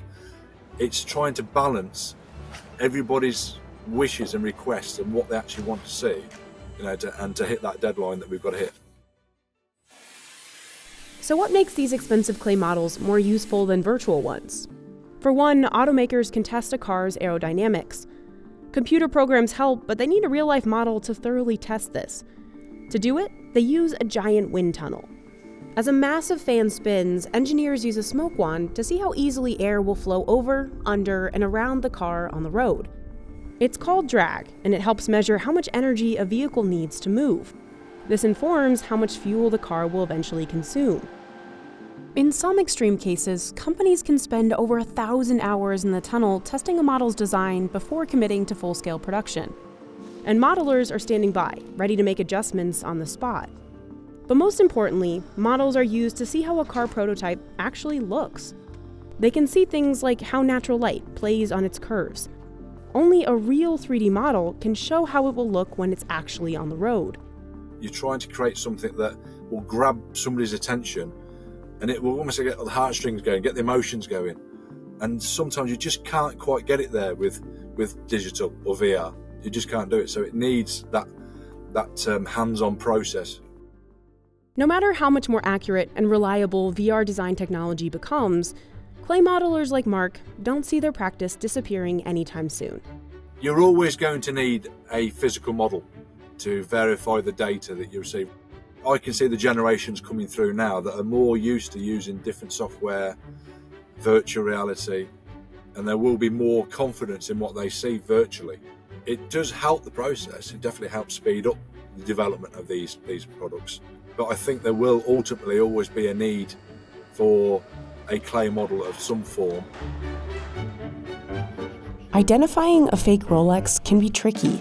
As a person who has been dealing with these things for years, when it doesn't say Swiss, you know something's wrong. John Buckley is a veteran watch dealer who buys, sells, and repairs used Rolexes. And they're sometimes worth hundreds of thousands of dollars. It's just perfectly done. These days, used watches can sell for up to 3 times their retail price. The market is estimated to be worth $20 billion, and it's growing fast. It's like everybody started buying watches. Because they're a good way to store money. Between 2011 and 2021, Rolex has outperformed the stock market, real estate, and gold. But even experienced sellers like John have to be careful. For one, there are counterfeits. U.S. Customs showed us how it seizes up to 150,000 fake watches per year. Rolex watches inside in just plain old bubble wrap. And Rolex would never put their watches in little Ziploc bags. But spotting a fake isn't always as obvious. If dealers like John get stuck with a counterfeit, the effects can be disastrous. Not just financially, but it can also destroy the reputation. New young bucks that come into the business, they get caught out there real fast. And your reputation is burned when you can't make good on a sale. Factory bezel, factory dial. We followed John through Manhattan's famous Diamond District to see how he strikes deals in such a competitive market. It's 13.3. No, it's not so bad. Of course it's not so bad. Why do you think I'm offering it to you? This section of 47th Street is home to over 2,600 businesses selling gems, jewelry, and luxury watches. John buys and sells roughly a dozen watches per week here from stores and other collectors. Today, he's visiting two of his regular spots. Little Eddie's got a Patek that I need. Hopefully I could buy it from him, and I'm going to show him a couple of pieces that I've got. I gotta find it first. Oh, that's good. What's good about this watch, it comes fully complete. Look at the condition. You got everything? Yeah. John already has a customer lined up for this rare Patek Philippe. I really like this watch for What's myself. the date on the papers? I'm curious. Not that it matters. He's hoping to get it for under $40,000. Listen, I know it's a nice watch. I'm not here to beat you up. You know I need it. 36,000? I thought I was pretty good at 35. 37,000, that's my final price. I think it's fair. You can think about it. I don't have to think. Mazal. No problem. You're the man. Thank you. This watch will be sold for 40,000 and change. So I'll make $3,000 on the watch, which is not bad. Down the street, John has his eye on a gold Rolex day date with diamonds on the bezel, or the ring surrounding its glass. How much is this $21,000 watch? 25,000. Yes. 2, 3, 5. You like that, right? Let's do it. It's factory diamond dial, factory diamond bezel. 23.5. The deal, but I'm gonna do for you. I'm gonna obviously stay us, but. Really? It's beautiful. John typically has around 30 watches in his collection, and most already have buyers lined up. We like cash flow. I write a check, I want to know that, I'm going to have that money back, I'll make my profit on it, and move on to the next one. It's like the Holy Grail over here. I didn't even think they were still producing them. He doesn't want to risk getting stuck with something he might not sell, even if he loves it, like this diamond-studded Rolex from Qatar, which has an asking price of $175,000. When you look at these that they make on the street and you compare it to something like this, I mean, it's a different world. I don't have a home for it. Despite the high price tags, John says he rarely makes more than a few $1,000s per watch. Sometimes it's only a few hundred. There are very few home runs in this game. I mean, I don't know what is considered a home run. Making $10,000 on a watch, it's like that doesn't happen. Thank you, Yasha Mazal. And thank you. Thank you so much. In fact, he makes even more money selling obscure parts than the actual watches. These are interesting. These are called color change or tropical. And years ago, guys would never keep this stuff. But now, because they're unique, they keep them and they ask for a lot of money for them. These are Daytona dials, which are actually pretty cool. This is just tons of stuff, wallets, Rolex, duffel bags and hats. We have it all. We do. He's hoarded these Rolex parts in his workshop for 25 years. We're here in the lab. This is where I get to practice my guerrilla watchmaking skills. You have to have a very specific part for a very specific watch in order for it to command a very high price. John has seen demand for Rolex parts and watches skyrocket after 2017. That's when a Rolex Daytona worn by the actor Paul Newman broke a record, selling for $15.5 million plus fees. Selling officially at $15,500,000. Thank you for your patience, Natalie. It is history now. $15,500,000. What happened after that was this big bull run, and I hate to use stock terminology, but that's what it was. It's like everybody started buying watches. In 2021, Rolex retail sales were estimated to be higher than the next 5 brands combined. So why are they in such high demand? First off, their reputation for quality. They're made by hand with materials like 18-karat gold, platinum, and stainless steel. And there aren't many new ones entering the market. Brands like Patek Philippe and Audemars Piguet each make fewer than 100,000 watches per year. Rolex makes an estimated 1 million annually. And that's still not enough to keep up with demand. For most people, the only way to get one is to get one secondhand. The result of that, in many cases, is higher demand than available supply, which causes prices to go up. Rolexes also last and can resist all kinds of extreme conditions. In fact, it started off as a sports brand back in the early 20th century. They began making highly functional timepieces designed to go underwater, top of mountains, and on jet planes. And these were professional grade timepieces for people that needed accurate measurement. These were not collectible watches back in the day, okay? You look at some of these, watches that are 6- and 7-figure watches, they sold for maybe $100 at a military PX or something like that. Edmund Hillary, one of the first to summit Everest, wore a Rolex Oyster Perpetual during his expedition in 1953. In the 60s, Rolex began sponsoring tennis matches, auto races, and a number of high-end luxury events. Rolexes also started showing up a lot more on movie screens. Actor Sean Connery wore one as James Bond. Marlon Brando wore one too. By the 1980s, Rolexes were sought-after collectibles. Today, a Rolex Daytona model is so popular, it's almost impossible to get on a waiting list. I'm still on a waiting list since 1996, just to give you an idea. But buyers are willing to spend a lot to skip the line, which is why used Rolexes can sell for 2 to 3 times their retail cost. And as demand soars, watch dealers like John have to be even warier of the biggest trap of the trade: counterfeits. Customs Officer Steve Nethersall showed us how they sniff out and seize counterfeit watches at JFK Airport. Before a package ever lands in the US, CBP gathers intelligence on the sender, container, and aircraft. He'll start by looking at the box. Well, I'm looking because I don't have my glasses on, so I'm cheating. The first, when it comes in, is the country of origin. Louis Vuitton, they're coming from France. The watch is coming from Switzerland. When it's coming from China, bing, that's your #1 red flag. Rolex would never put their watches in little Ziploc bags. They don't put these inside it, the silica gel. Rolex does not send to individuals in the United States. They only send to their retail stores. More than 90% of all the goods that we receive that are counterfeit are from China. Sometimes by the naked eye you can't tell, but sometimes it's that bad you can. But you look and you can see the scratches and how it's not machined properly to a nice finish. So when Steve finds a counterfeit good, he seizes it.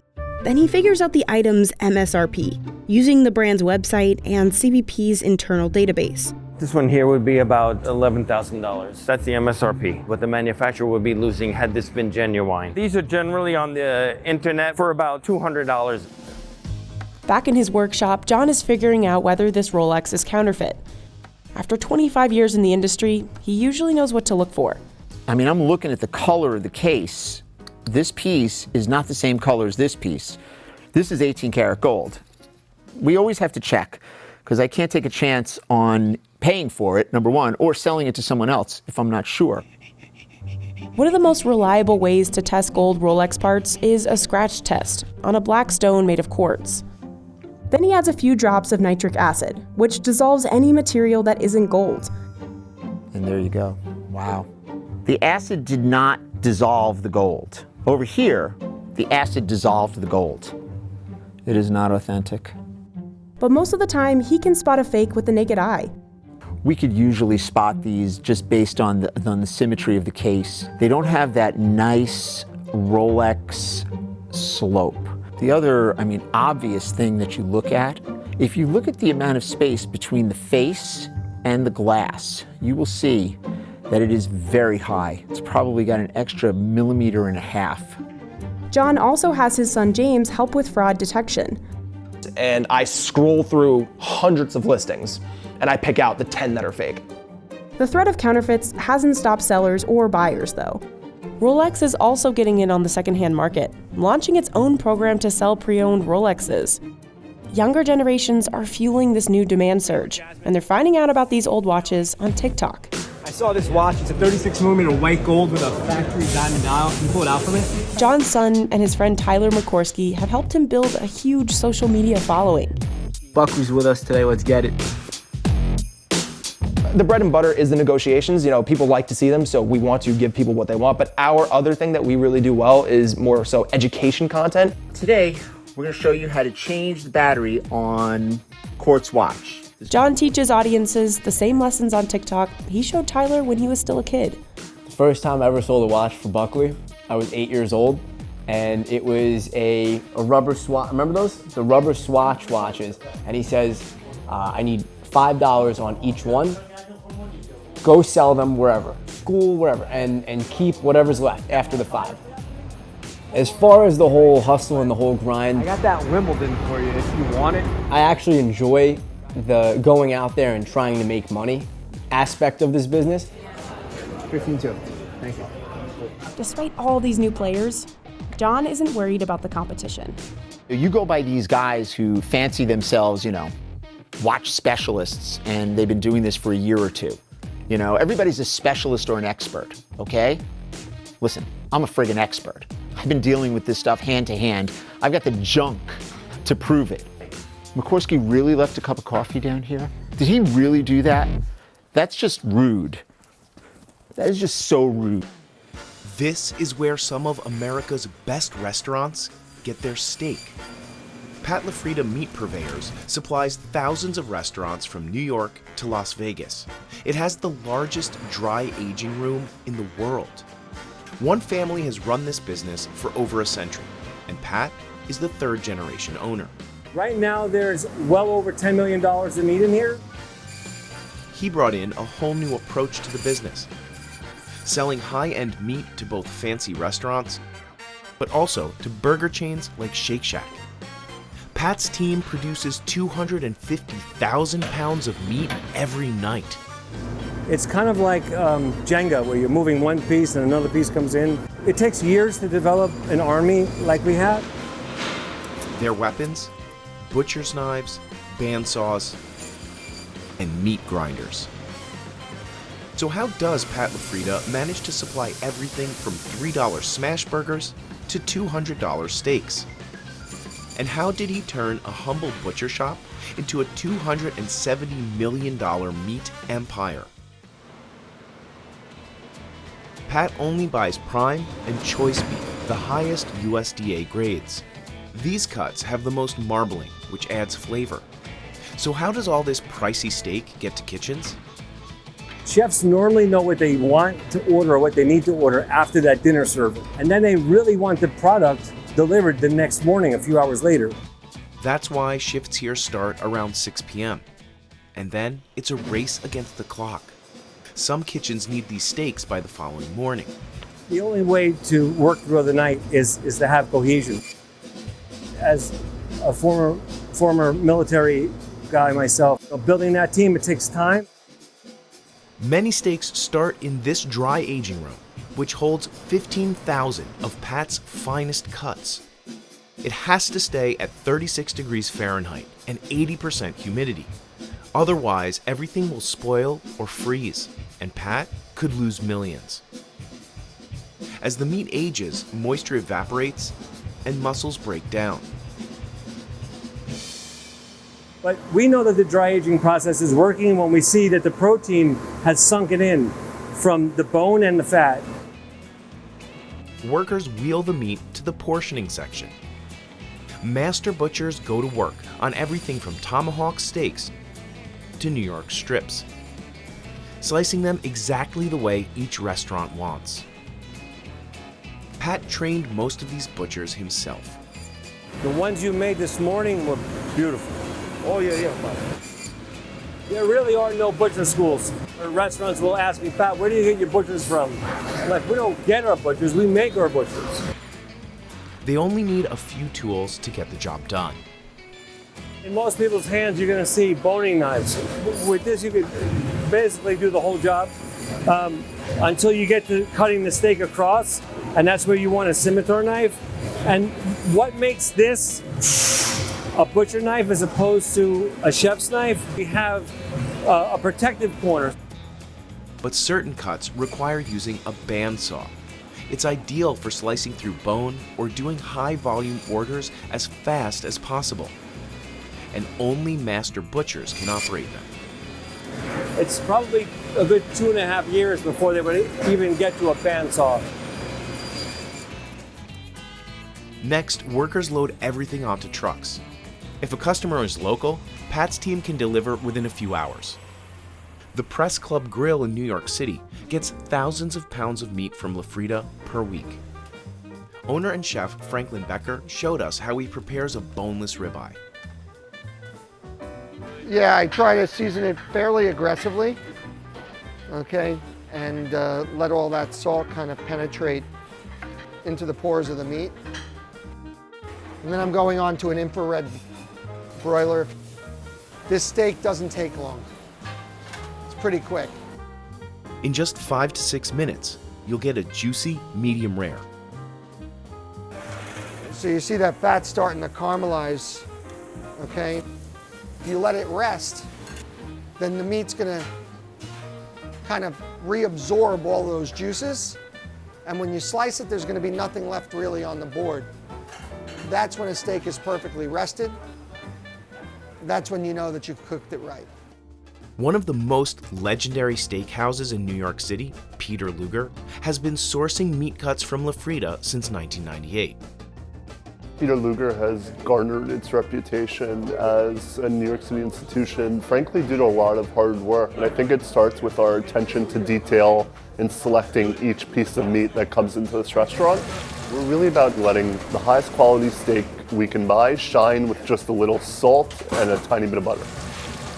We cook the steak to order and we send it out sizzling hot to the guests. That's it. But Luffa doesn't just supply fancy restaurants. Back in 2004, Pat bought the company's first burger machine to make patties for a new fast casual chain that was about to open, Shake Shack. Pat created a special blend without trimmings or added fat for the new chain. Shake Shack still uses Pat's recipes today, and Luffa still supplies patties for more than 100 of its locations. Every burger starts on the main floor. 2,000 pounds of Angus beef are dumped onto conveyor belts. Machines spray them with diluted vinegar that kills potential germs. Other machines grind and mix the meat. The ground meat goes into patty forming machines which can make 200 different blends. Workers need to move fast. The company pumps out over 200,000 burgers a day. It gets pretty hectic and frustrating sometimes when it gets overloaded, but every single day is just a different challenge. Mel's Butcher Box in Tenafly, New Jersey is one of Pat's loyal customers. Owner Melanie Landano orders up to 100 pounds of burgers from him a day. For the restaurant, we use the original Pat Luffa blend, which is a short rib brisket blend. For special events, if a customer requests dry-aged brisket burgers, we get that. Some people request a 45-day dry-aged burger. Anything I want, Pat will make for us. Once we put it on the grill, we leave it on the grill. And a lot of people like to press on the meat, then all the juices come out. What I do, I flip it once, I leave it and let it cook, and then I let it rest here. On top of her daily customers, Mel also cooks burgers for 4 local schools. On Monday morning alone, she grills over 200 patties for students. So today we're probably going to cook 5 or 6 cases in 1 hour. So it's Burger Palooza. Mel also buys Luffa's skirt steaks, ribeye cheesesteaks, and meatballs. Here's our Luffa meatballs. This is going with this penne meatball. We're just heating up. This is his grandfather's recipe, and they're delicious. I'm Italian, so I don't use any other meatball but Pat LaFrieda meatball, if I have no time to make my own. So. Family recipes are still an important part of LaFrieda's. Pat's great-grandfather opened a Brooklyn butcher shop in 1922. After moving the operation to Manhattan's growing meatpacking district, Pat's grandfather took over and started Pat LaFrieda Meat Purveyors. Pat started learning the job as a child. My favorite times were cutting meat with my grandfather to my left and my dad to my right. But Pat's father insisted his son try a different career first. He didn't want me to work those hours. He didn't want me in that environment. Pat spent 9 months working as a stockbroker, but then ditched that job to join the family business. A decade later, Pat would be named CEO. And now my dad can't wait for my son to go off to college and come back and run the family business. When Pat joined in 1994, the company had 44 restaurant customers. Now, they have 1,600 and are posting annual sales of $270 million. We are several hundred times larger than we were. In 2021, Pat opened this new $20 million facility. To keep such a massive operation running, Pat has to be more than a manager, though. He does everything. He comes, works in production, he works with us, he goes on the table, he goes to see customers, he oversees everything. It's something I love to do, and I do a lot of my best thinking while I'm cutting meat. To me, it's a relaxing time. Even after this much growth, Pat thinks there's room for more. This facility produces about 250,000 pounds of product a night, and with the capacity to probably triple or quadruple that. So we built it with the space to be able to expand from there. This is what Tabasco's original red sauce looks like years before it arrives at grocery stores. It starts here, aging inside these barrels in southern Louisiana. It takes 5 years to make a bottle of Tabasco sauce. It's a long time. And the recipe inside hasn't changed since 1868. Red peppers, vinegar, and salt. And even as the company's grown, it's managed to keep much of the production inside its headquarters on Avery Island. But Tabasco's storied home is now under threat. The factory is surrounded by shrinking marshes, making it vulnerable to hurricanes. And the company has spent millions on storm protection. It changes drastic from storm to storm. You can see the marsh deteriorate, and what you do is you get out there and you plant again. You try and hold what you got. We head to southern Louisiana to see how the 6th generation of the McElhenney family is fighting for the survival of its hot sauce and home.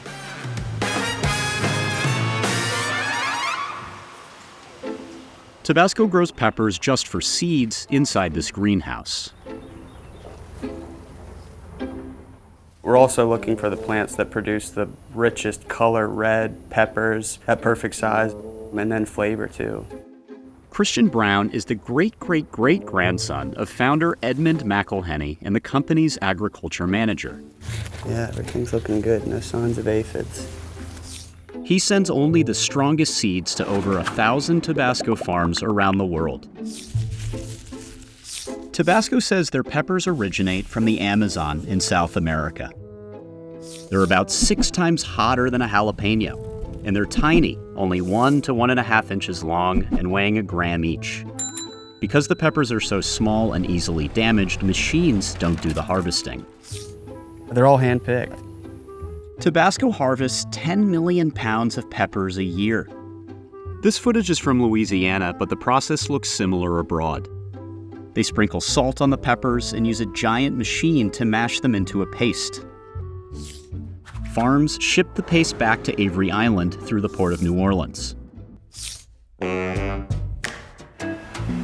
This mash is actually from Peru.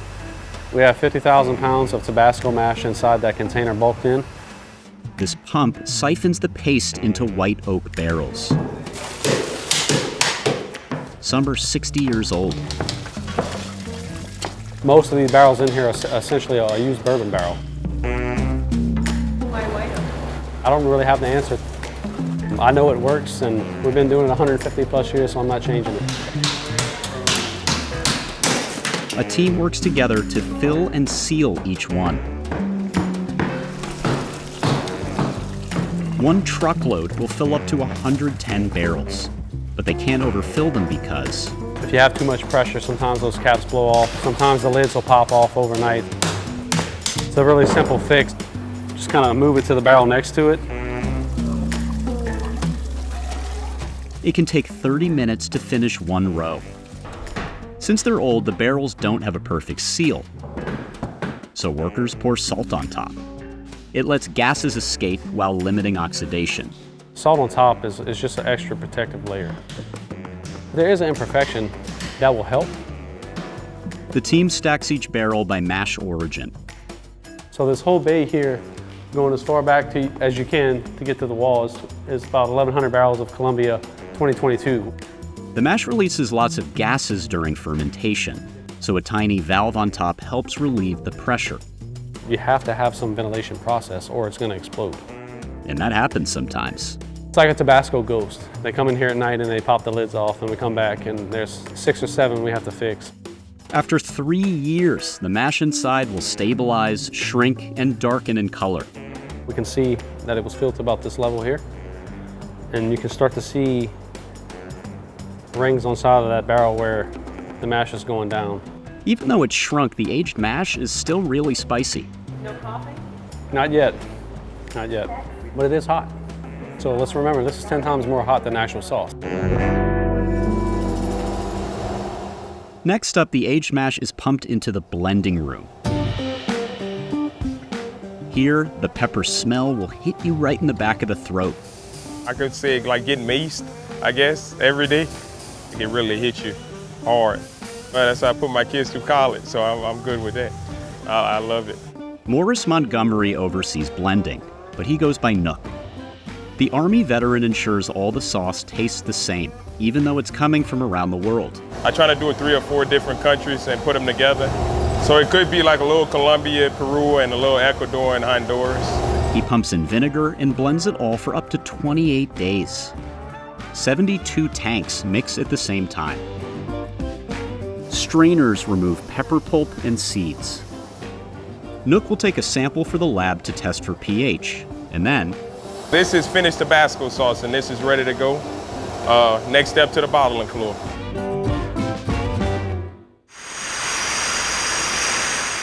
That's where John Simmons comes in.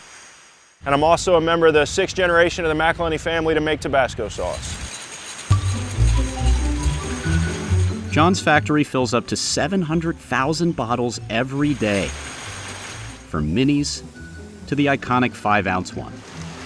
It also pumps out 9 different flavors, from original red to habanero. Sriracha is the company's fastest growing one. Today, machines do most of the filling, capping, and labeling. So a bottle is going to go through in about 13 minutes. They gather the bottles and package them into cardboard boxes. We're doing it really fast at like 300 bottles a minute. Next, the shipping room. So we've got product for Germany, Japan, Sweden, Taiwan, the Canary Islands, South Africa. Typically, all these newly packaged products leave the warehouse within 3 weeks. While the sauce is definitively global, Avery Island has always been home. This was where founder and former banker Edmund McElhenney first grew the tiny red peppers. He bottled his first hot sauce in 1868, sealed it with wax, and sold just under 700 bottles around the Gulf Coast. Each one cost $1. He named the brand Tabasco, after the Mexican state known for spice production and exports. Edmund got a patent for it, and by the early 1870s was selling his bottles across the US and even in Europe. And then it kind of started to take a little steam and get bigger and bigger. In one 24-hour period, we're going to double and then some more of what Edmund did in his entire life. Edmund lived on Avery Island, which is a natural salt dome rising 163 feet above sea level. As the highest point along the U.S. Gulf Coast, it's been a respite from raging hurricanes for the McIlhenny descendants that still call the island home. But it's now at risk.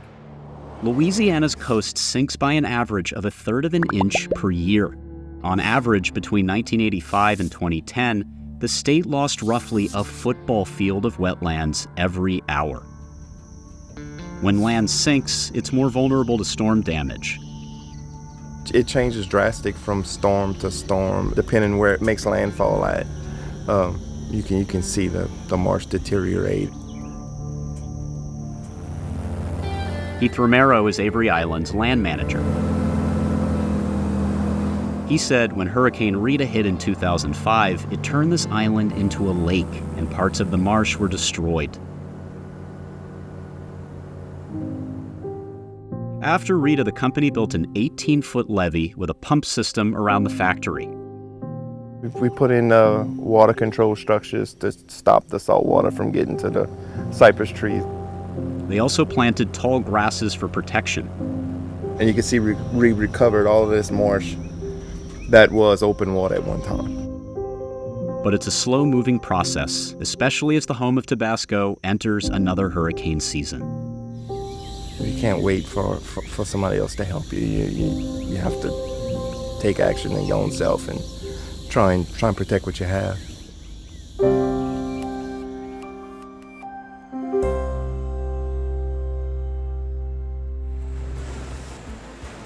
This factory in Sri Lanka produces more than 30,000 metric tons of coconut a year.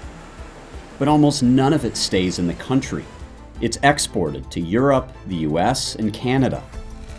The demand for coconut products has exploded in recent decades, with companies touting it as a superfood. US consumption of coconut oil has spiked nearly 30% since 2018. This company, Navik Mills, didn't even exist until 5 years ago. Today, it's one of the largest coconut processors in the country, making about $40 million a year selling coconut oil, cream, water, and milk. But feeding the globe's coconut obsession can be dangerous. Farmers like Shihan Madhushanka climb 80-foot trees with their bare hands and feet to harvest the fruit one by one. In the factory, workers brave spinning saws to shell thousands of coconuts a day. All because of the West's insatiable thirst for natural coconut products. But are their health benefits overhyped? I don't think a superfood tag should be attached to any food because I think what it does is create consumer confusion. We head to Sri Lanka to see how far producers are going to satisfy the globe's coconut craving. Coconuts have been a staple food in Sri Lanka for millennia. Today, it's one of the biggest producers in the world, growing roughly 2.5 million metric tons a year. But farmers face challenges to keep up with this pace. For one, trees take a while to grow, sometimes more than 6 years before they produce any coconuts. They can live up to a century, growing fruit every month and a half during their lifetime. To make sure they're constantly harvesting ripe fruit, farmers manage massive forests in rotation. Harvesting a new area every day means farmers can also inspect the palms for any pest infestation. White flies and Asian rhinoceros beetles are coconut palms' biggest enemies.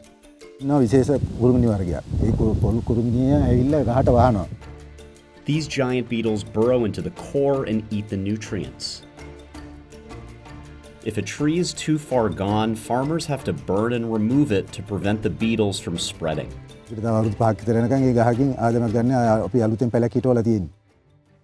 Farmers carry their picking tools as they head out to harvest.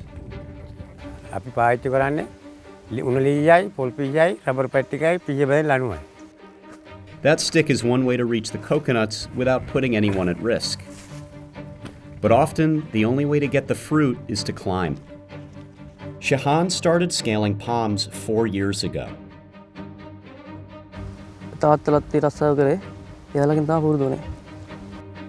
With only his hands and feet, he shimmies up the tree.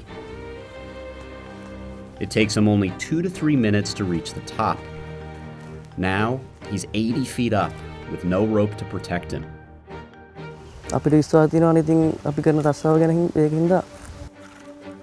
Shahan says he's never fallen, but a fall from this height could be deadly.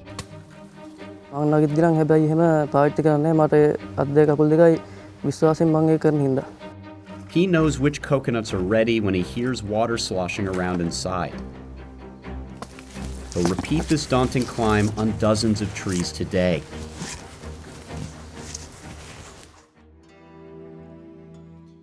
One tree yields up to 80 coconuts a year. Farmers gather them up for sorting and drying. The drier the coconut, the easier it is to peel off the inedible outer husk. Farmers earn under $5 a day, which is less than the average salary in the country. To bridge the gap, Navik Mills told us it covers the school fees for the farmers' children. They load the coconuts on trucks bound for Navik Mills' factory just up the road.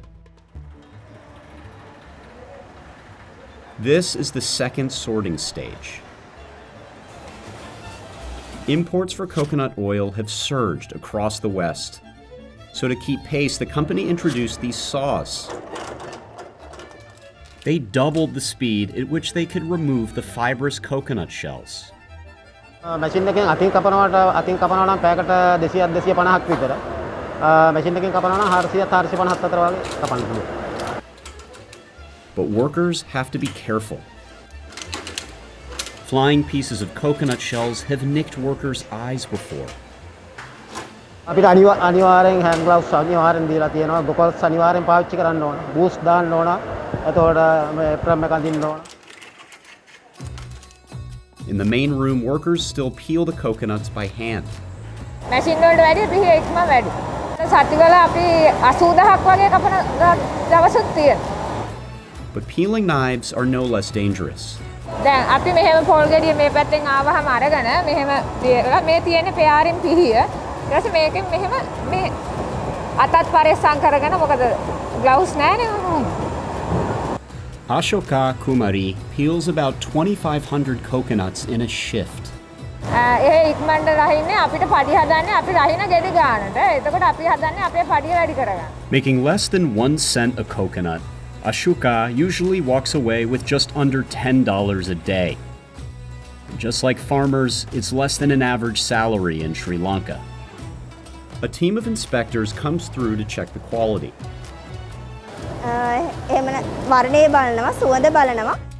If they see any impurities, they'll pull those bad coconuts out.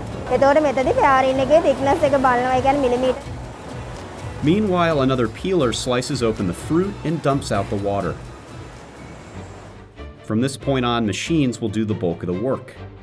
Because of their high fat content, peeled coconuts spoil fast, so the company has to process them quickly. Only 12 hours we can keep it. Otherwise, we have to waste the product. The company produces over a dozen coconut products, from ice cream and water to desiccated coconut and curry-infused milks. But oil and regular coconut milk are the company's best sellers. These machines press virgin coconut oil out of chunks and pump it into glass bottles. This line is making milk.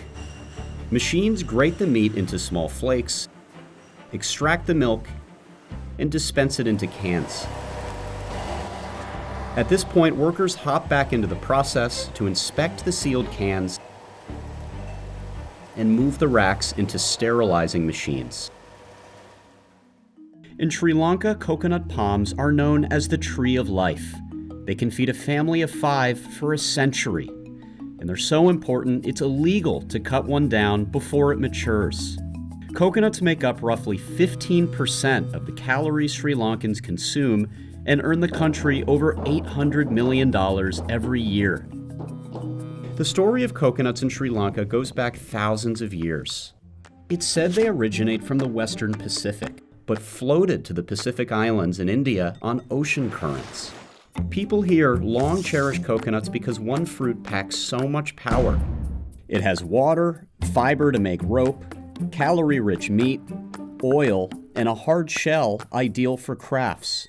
It also had religious importance and was presented as an offering to Hindu gods. In the 16th century, merchants brought coconuts to the global stage. Spanish and Portuguese explorers coined the term coconut from their slang word for head because of the fruit's resemblance to a face. They spread the fruit across Africa and South America. In the early 1900s, bakers in the US and the UK started using desiccated coconut in their sweets.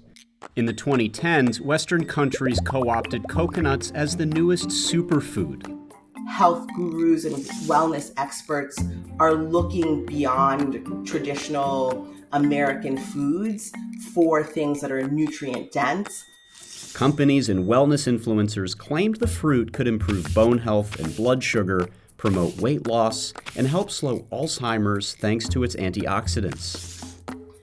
Yeah, folks are so into it because there's some big health claim attached to it. And manufacturers were quick to capitalize. Soon, coconut products weighed down shelves in health food stores across the US and Europe. Its water replaced Gatorade as a post-workout drink, and its pulp was turned into healthy ice cream. And coconut oil became a popular swap for other cooking oils because it has no cholesterol.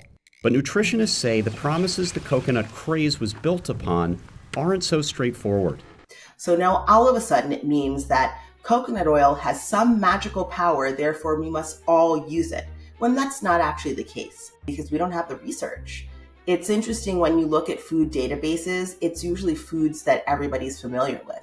Foods that are outside of the quote-unquote dominant norm are often not as well researched. Coconut water does have lots of electrolytes and can be a natural replacement for sports drinks. It makes sense. All of the places that coconuts grow are tropical climates. It's hot, people sweat a lot, so it's naturally, hydrating for those folks. But when it's over-processed or packed full of sugar, that benefit goes away. And coconut oil is also really fatty. 87% saturated fat to be exact, much higher than butter. And it has more calories too. In 2017, the American Heart Association issued an advisory on saturated fats, warning coconut oil could increase bad cholesterol and cause cardiovascular events. Yeah, if you're eating large amounts of coconut oil out of the blue, your body will let you know that it may or may not like it. But Maya said that doesn't mean coconut oil has to be villainized. There are some nutrients in coconuts that are really beneficial. You're going to get some vitamin C, some potassium, some fiber. Remember, it has been used in cuisines around the world for thousands of years. It's just a matter of how you eat it. What I would rather is that people are varying their oils, and if the cooking application warrants coconut oil, that they use it. I think it's completely fine to eat them. If it's culturally relevant, go for it. Even if it's not and you want to try it, go for it. What I do say to people is don't expect a miracle cure from it. But all this health confusion hasn't stopped consumers from gulping down coconuts, allowing Sri Lanka to take its business well beyond its shores. While the country still eats roughly 75% of its own coconut production, big companies like this one have popped up solely to export the product. In just 5 years, Navik Mills has become one of the biggest coconut processors in Sri Lanka. Altogether, Navik Mills processes 30,000 metric tons of coconuts, and 95% of it ends up abroad, mostly in European and North American countries. And the company has gone to incredible lengths to keep up with surging demand. It had to plant 20,000 more trees and hire dozens of new workers. Rebuilt a new plant, so expanding production line and fixing new machine. But coconut farmers aren't the only superfood producers feeling this squeeze. Foods that originate outside of the US, there was a massive peak in interest in the last 10 to 15 years. There was a time when that was not a thing. In the Brazilian Amazon, farmers risk their lives to scale thin trees for acai. The berries have been a staple food here for centuries, but in the last decade, they've gained global fame, praised for their antioxidants and blended into a valuable frozen pulp. While an acai smoothie bowl can go for $15 in New York City, Brazilian farmers make as little as 20 cents a pound for the raw berries. In Peru, producers of quinoa have nearly tripled production to keep up with demand from consumers in the US and Europe. Soon, French and British farmers started growing quinoa themselves to grab a share of the profit. They flooded the market with too much supply and sent Peruvian prices plunging in 2015. In Mexico, avocado farmers have formed vigilante groups to fight off cartels gunning for their valuable crops. Avocado prices jumped 129% in a decade when it became a favorite for millennials. I'm always wary of the next miracle food. Because just like coconut, nutritionists are split on if these superfoods are actually as powerful as the marketing suggests. There is a particular way that we talk about wellness in the US, and it's really from this Anglo-American, Anglo-European perspective. And we don't know how to quantify or categorize things that fit outside of dominant wellness culture. What's left out is the historical and cultural context of superfoods, and the acknowledgement of the people left to bear the brunt of our health food obsessions. On the other end of every single thing that we put into our mouth is someone who's worked tirelessly to get it there. This company hauls in 60,000 pounds of crawfish a day. Once they're out of the water, the clock starts ticking. Farmers have just a few hours to get them weighed, sold, and into coolers, and these little guys have to stay alive the whole time. As soon as they're dead, it starts breaking them down extremely fast. Yeah, it'll get mushy and spoil. These crustaceans are big business for Louisiana. They contribute $300 million to the state's economy and end up across the U.S. Do you ever sneak a bite?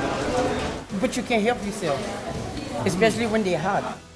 But this industry didn't even take off until recent decades. In the 80s, some rice farmers took a massive gamble. They experimented with cultivating the crawfish that lived below their fields. And it paid off. In just 9 years, Madison McIntyre has built one of the biggest crawfish companies in the state, handling up to 4 million pounds a year. Never imagined that it would be to this level, nor was it our goal. It kind of just happened organically. But because the farmed crawfish industry is so young, it's like the Wild West, unregulated and fast-moving. So how exactly did Louisiana's rice farmers come to harvest crawfish? And why do they stay in such a tough business? Crawfish are freshwater crustaceans, related to lobsters and shrimp. And they're native to Louisiana's bayous, rivers, swamps, and rice fields, like this one. And if you look closely, you'll see some holes. There's one right here. They go by all sorts of names: crawdads, crayfish, mud bugs. They come out the mud, literally. From late September to October, rice farmers flood their fields, and the crawfish emerge from their burrows hungry. By November, he can start catching them in rows of traps. Mauricio Guillen, nicknamed Junior, heads out on the crawfish boat, which doesn't have a steering wheel. And all that's controlled by foot pedals that are at his feet.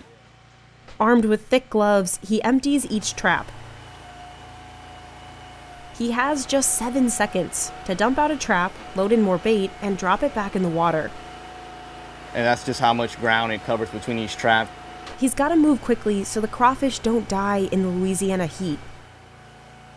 Junior's pretty fast. He's a lot faster than me. This table helps them weed out any unwanted critters.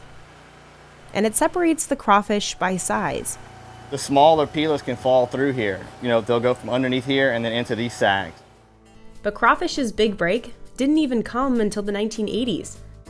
Rice farmers' profits were dipping. So looking for another income stream, they took a big risk and cultivated crawfish alongside the grain. Fourth-generation rice farmer Jim Johnson was one of them.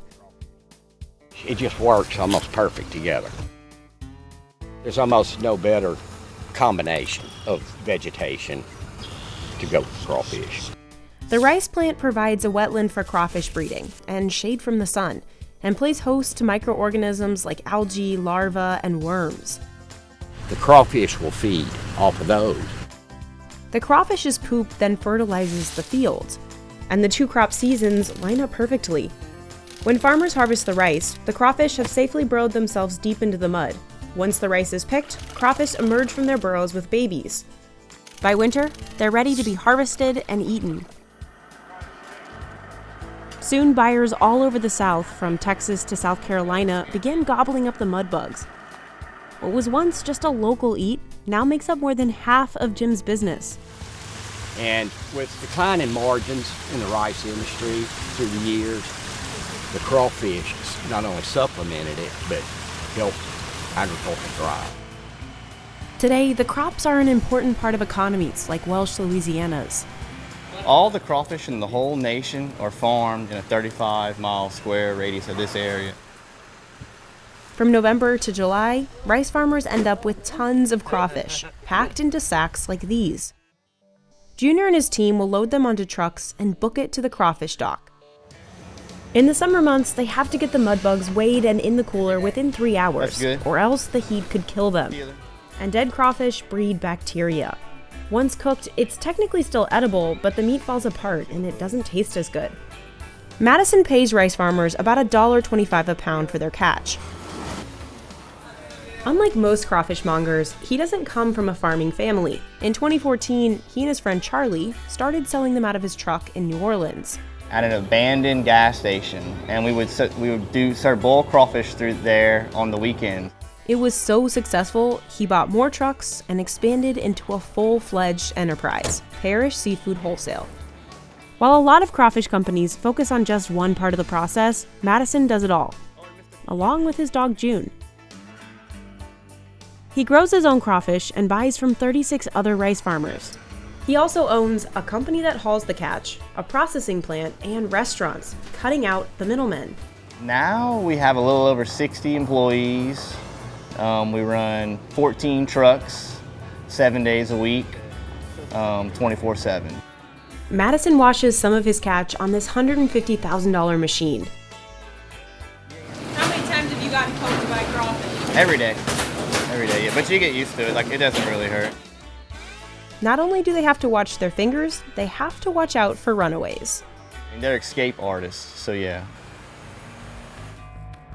Crawfish have to hit the coolers right after washing to keep them alive until they're sold. Madison tries to move the high-grade, larger crawfish within 12 to 24 hours, but that's not always easy. It's all pretty much done on a handshake. There's no contracts.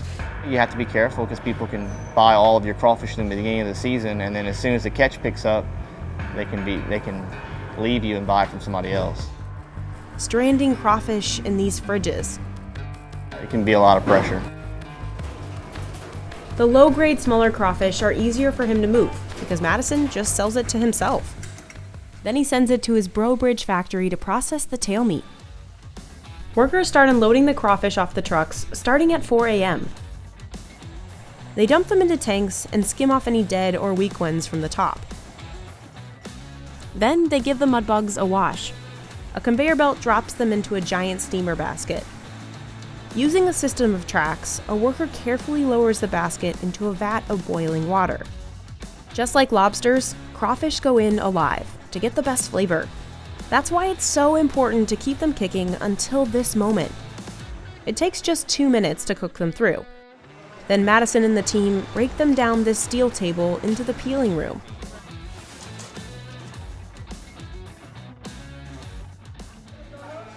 Leona Williams has been peeling here for 50 years. Learn this from mama at the age of 13. Get off of school, help our mom. Sometimes until 1 in the morning. Well, you break the head off, and then you pinch the tail. This is your meat. Peel them well to make sure that the veins are out for sure. She can peel about 40 pounds worth a day.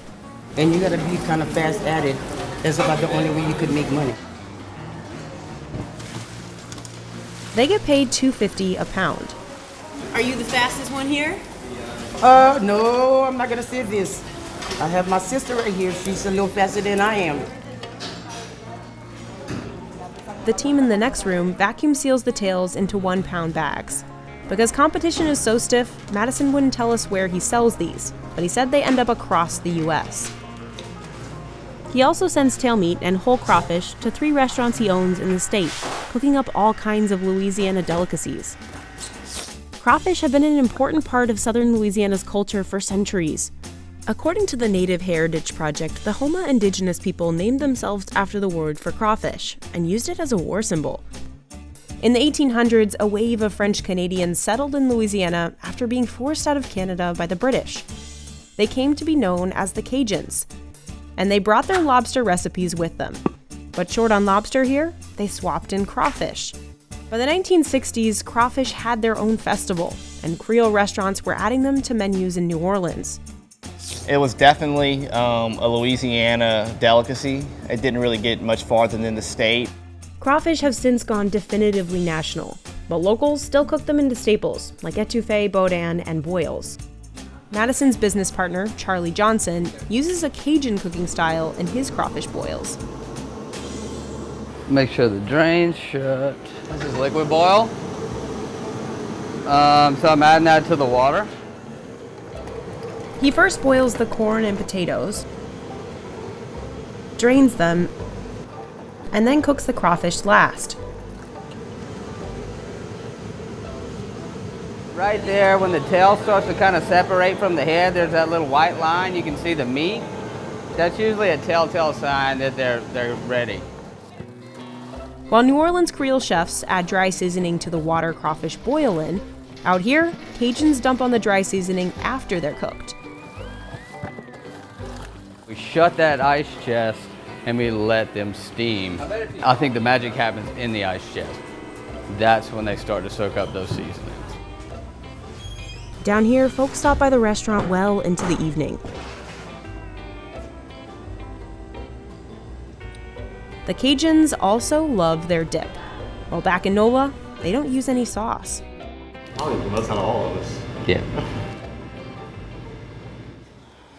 With his factory, weigh station, and restaurants, Madison has become a considerable player in the crawfish industry. We're building a new facility that's going to be focused on air freight crawfish. But his success hasn't come without its challenges. As the industry boomed over the last 20 years, lots of people tried to get in on the action. By 2019, the number of crawfish farms in the state had doubled. And then came inflation. Madison says costs soared 40%. Last year, fuel alone cost him $150,000 more than normal.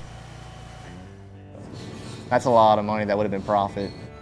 Yeah, labor's pretty high, and we have mostly foreign labor. 95% of his staff is working in the U.S. on a visa. And then we also have to house them and pay for transportation. You can't find local or American labor that would work as hard as these guys do side by side with us. Madison says he pays them just under $14 an hour, almost double the minimum wage. We'll put in 15 and 18-hour days, 7 days a week. So it's very demanding. We don't get to see our family as much during the season, but they don't get to see their family at all.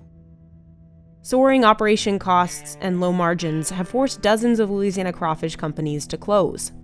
And so the people that came in just for the get-quick-rich scheme are not making it right now because of how tough the market is. Madison says the size of his company has helped keep him afloat. You know, we could absorb those blows, but a lot of people unfortunately couldn't. What big changes have you made to make it through this kind of oversight? We don't get big salaries. Madison said Parish Seafood Wholesale saw $500,000 in profit last year, and he paid himself just a $20,000 salary. He also says he invested more than 80% of the profit back into the company. So if anything ever breaks or if coolers go out, we have backup everything. You know, backup trucks, backup ice machines, backup freezers, backup coolers. We have multiple forklifts, which are all just luxuries. Because in an industry where one bad season could send a company packing, Madison has to fight to keep each crawfish alive. I think, you know, in the next 5 or 6 years, it'll be very lucrative again to be in this industry because there'll only be a handful of people doing it. Every game day, chefs at the University of Michigan's football stadium whip up food for over 100,000 hungry fans. Named the Big House because it is the largest stadium in the U.S. That's Chris Carr. He's in charge of a culinary team of 35 cooks. There's an enormous amount of pressure on everybody, horribly stressful. Everything we do is based on time. And they have to make every game count. You know, a restaurant is open 365 days a year. We have to make all of our money, really, in 7 days. The stadium aims to earn $1 million a game, just from food and beverage. Game day goes quick. So if you ain't ready, then you'll be behind. But that's not easy in a stadium that's almost a century old. There's only one concourse and one elevator to move an entire game's worth of food. No.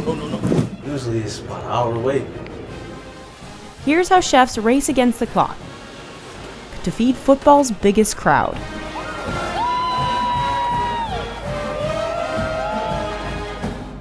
We're just 24 hours away from kickoff, and this is when the action picks up.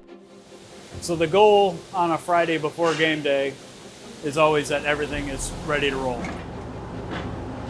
Deliveries from the main kitchen come in on the service level. Chris says this one truck holds as much as $20,000 worth of food. I'm sure he's got multiple pallets coming in. So it never stops, we just keep on going. With your legs. On a Friday like this, everyone's job is to get as much cooking done as possible. You don't want to have to walk in on game day and then do a whole lot of production. You just want to just go, go, go. In one area, they're setting up veggie platters and prepping salads. So stuff that can't sit for a long period of time without being compromised. They'll grill mark hot dogs and burger patties. It's quick. If you can do it quick without dumping them all, it works really well. I'm always teaching up for game day though, so I'm a big room green, so. Chris handles salmon rosettes for salads headed to the private suites. Can't be done too far in advance. It is fresh fish. You always have to make a little bit of spare. So if there's not one that's exactly the way I want it to look, I've got ones that I can work with instead. Then chefs bring the food to the cooler to load onto carts. There he is hiding back there. All right, there's your rosettes. This is an organizational nightmare. Each of these carts ends up at one of over 70 kitchens and prep areas around the stadium. So chefs run through checklists. Relish was 11. French onion is 9. To make sure the right dishes end up on the right cart. They also label each cart with the item and quantity. That way we know that we've got everything where it's got to be. He's getting nervous. He's had 400 carts to build, so. I know, right? In the main kitchen, hot food gets labeled with a color for each concession stand. And then where's the red? The red is actually pink. We don't do red here because it's Ohio State. They'll move as much as they can on Friday before the concourse fills up with fans. That way the food's up, ready to go. Chris heads out for the day around 6 p.m. When we walk into those doors tomorrow morning, they all know what's important. Couple minutes to 1 outside the big house. Time to fire it all up. Chef coming in. Chef coming in. I announce myself when I come in. The stadium itself will be swept by bomb dogs throughout the course of the evening. The last thing you want to do is walk into a dark, quiet kitchen and startle a bomb dog. All right. Chef Chris turns on all the equipment and runs over the plan for the day.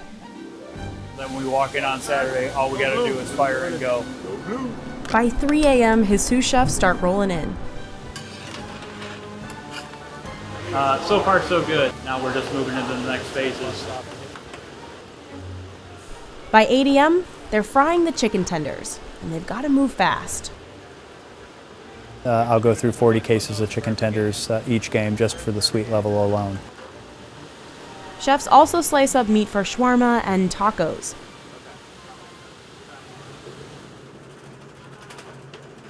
Just like in the main kitchen, pizza preppers are racing against the clock. I can say the challenges of trying to make 6,000 pizzas in 4 hours. Buddy's is one of the stadium's newest vendors. Its Detroit-style pizzas are made off-site, but have to be cooked, cut, and boxed in the stadium on game day. Just like the field, right? You gotta have a great team. We're just trying to go out there and put on a good performance. Come home with a dub.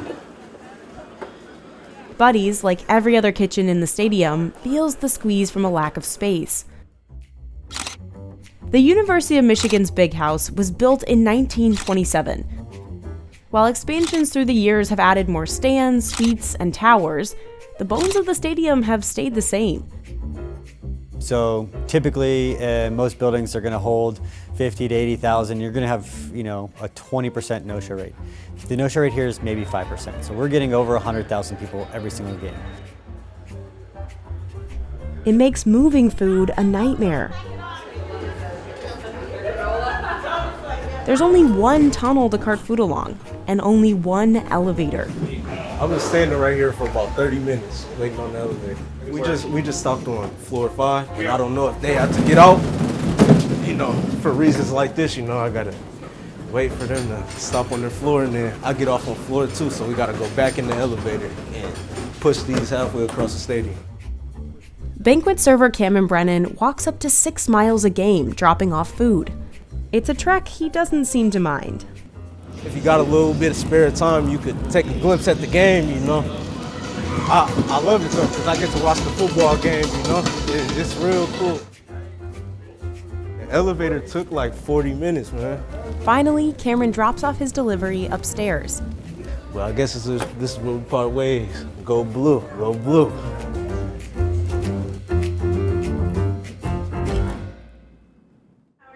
This is the level with all the box suites. They come fully stocked with food and drinks. So essentially, we get all the food, we bring it up, it comes up all nice and wrapped. We'll unwrap it, and then as my suites get here, I pull out their cold food and set it out nice for them. Sarah Jacobus has been serving the same 4 box suites since 2014. So we've got frittatas, fruits, goes with their beautiful parfaits. And then I find that people will eat these more if there's spoons in them, so it works out really nice. And it looks kind of cute. It's 2 hours before kickoff, and the gates open. So once gates open, I begin walking the building. That's Michael Jordan, a different Michael Jordan. He works for Sodexo Live, the catering company for Michigan Athletics. Since the Big House has so little room to move inside, Michael set up water stations and shipping container food stands outside. It's really allowed us to expand our footprint of the stadium. The new layout has been a huge success. Total food and drink transactions are up over 13% from last year, increasing the stadium's revenue by 11%. Michael says that's thanks in part to simpler menus and a better flow in the concourses. Constant communication on walkie-talkies also helps the team keep the food moving. With 100,000 people with cell phones in the area, service just kind of drops to nothing. Across the stadium, workers are scooping popcorn out of trash cans, prepping pretzels, and finishing burgers. There's no playing catch-up when there's 100,000 people in the building. By now, lines are starting to form. We are a really busy stand. I don't know, they love it. Hot dogs are the stadium's #1 seller. It moves about 10,000 of them each game. Concessions move quickly. Servers aim to get food to customers in under a minute. Speed helps the culinary team hit its $1 million sales target each game. And that's just in food and beverage. We're still not serving alcohol in the stadium. This year, the university has 1 fewer home game. That means it's set to miss out on nearly $9 million in ticket sales, which makes food earnings all the more important. New ordering systems have helped speed up some concessions. Self-checkout averages just 18 seconds a transaction, and it's helped this burger stand double sales this year. Now it's crunch time. So about 15 minutes before kickoff will be our first really big push. Staying here all day because they're all happy.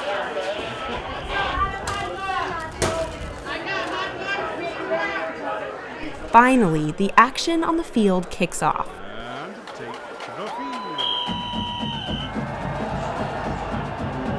But the food doesn't stop rolling. And then halftime is definitely our biggest push. You're not walking around with this.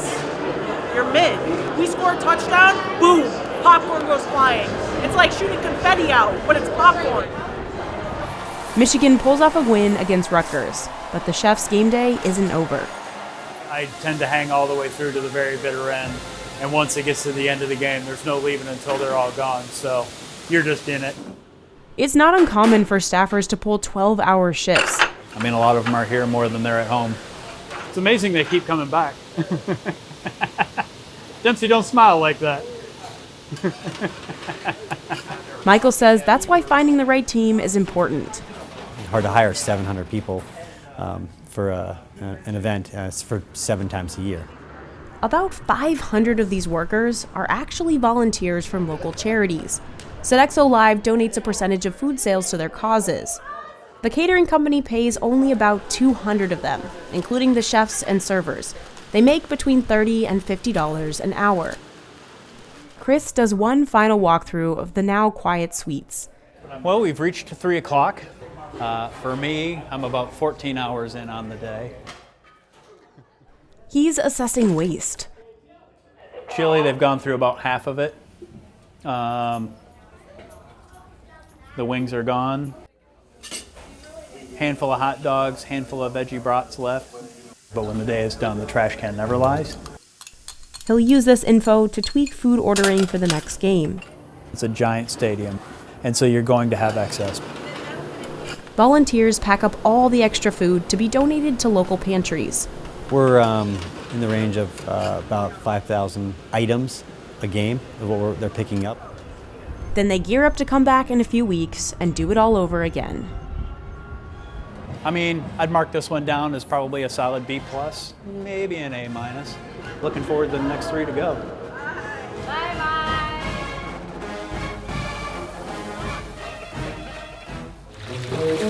Vanilla is the world's second most expensive spice. Valeurany vanille zay hitantsika eto amin'ity toerany androany dia manodidina ny 2,380,000 euro. And the East African island of Madagascar produces roughly 80% of the global supply. Here, farmers have to pollinate 40 million orchids that only bloom for one day a year.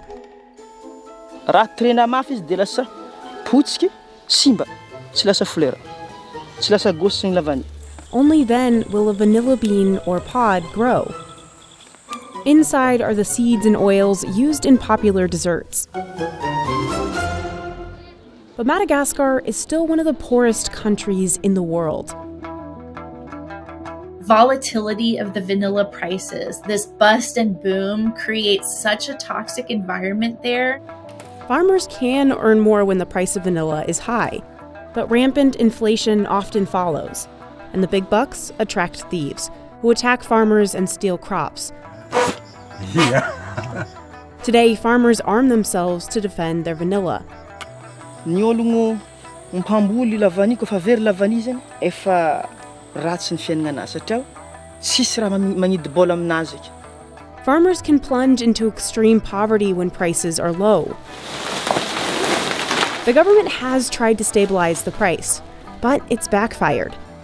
And now global customers are turning to other countries for cheaper vanilla. As locals fight to protect Madagascar's green gold, they worry how much more they, the land, and this crop can take.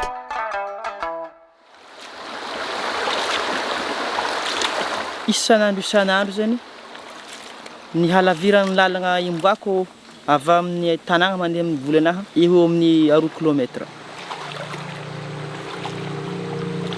Raza Finsalama grew up on a vanilla farm, and 7 years ago he bought this hectare of land for himself. Vanilla is an orchid that grows on a vine. Hitantsika eto zany ny fandehan'ny vahotry tahony lavany. Izy zany mandady mirorogno ambany. And it grows best in this rainforest environment, where there's plenty of rain and sunlight. But vanilla isn't native to Madagascar. It's actually from 10,000 miles away in Central and South America. Indigenous groups like the Totonacs and later the Aztecs cultivated native vanilla for centuries, thanks to this insect. Orchid bees are needed to pollinate a vanilla's flower, allowing a fruit, or that pod, to grow. After Hernan Cortes conquered the Aztecs, he brought vanilla back to Spain in the 1520s. It became popular across Europe in desserts like ice cream, creme brulee, and sweetmeats, which Queen Elizabeth I loved. Except the Spanish still controlled the trade. So, hoping to get in on the market, other European countries tried cultivating vanilla on their own, but they didn't have that bee. So their vanilla vines wouldn't produce any fruit. Then in 1841, on the French-controlled island of Reunion, a 12-year-old boy figured out an answer. Edmund Albius discovered that the orchid could pollinate itself if he moved aside the membrane separating the male and female parts. Albius was born into slavery, but even after he was freed in 1848, he never made money off his discovery and died in poverty 32 years later. France took Albius's work and started growing vanilla on the French-ruled island right next door, Madagascar. It thrived here because the growing conditions were perfect. Today, in towns like Razafin-Salamas, almost everyone works in the vanilla industry. And they still hand-pollinate every orchid, just like Albius did nearly 200 years ago. Each flower blooms for just one day a year. Izy kofa haniry asa foleran'ny lavany, dia tsy maintsy fatsika ohatran'izao zegny ampiasaigna andeha haniriagna foleran'ny lavany. Raha atao meky zany fleur po mety ho simba. Tsy atao mafy izay. Vita zany ny fleur. Razafin-Salama works alone and can pollinate up to 500 orchids a day. It takes about 9 months for a pod to grow. The price of this vanilla bean has skyrocketed in recent years due to rising demand and the destruction of crops by cyclones. In 2018, vanilla hit a high of nearly $600 per kilo, more than the value of silver. It's since dropped to $250 a kilo, but that's still a lot. And those prices are really attractive to thieves. Maharegny lavany lafo vidy, dia lasa mivadiky ny lohany mangalatra. So many farmers in the region are arming themselves and patrolling their fields at night, when thieves usually strike. Thieves stole 20 kilograms of farmer Berlin Ronnery's harvest, leaving his vines bare.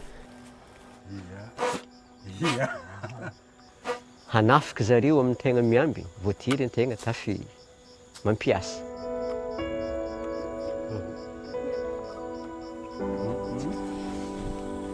Nanomboka tamin'tao zao, nizaha reto sabotsy sy ny basikily reto, ko indesiko iarovako ny tenako sy ny fanagnako. In 2018, officials estimated 10% of the year's harvest was lost to theft. Eto zany tragno anaha, tragno fambolagna fitaova, sady tsy ampiasagna lavany. He often sleeps out here overnight. Lasa miasa loha lava zany amin'ny fiambiasagna azy satria mpangalatra andeha handroba, andeha handrava. Tegna tsy tafandry mieritreritra azy. And because farmers only get one vanilla harvest annually, raha ka fa very agnatin'ny taogno raiky, mijaly izy sahiragna, na ny hanigny hoanigny tegna ampanahiragna. Some of the thieves are actually children, driven to steal because of poverty. They were held in overcrowded and unhygienic prisons in the northeast of the country for years without trial.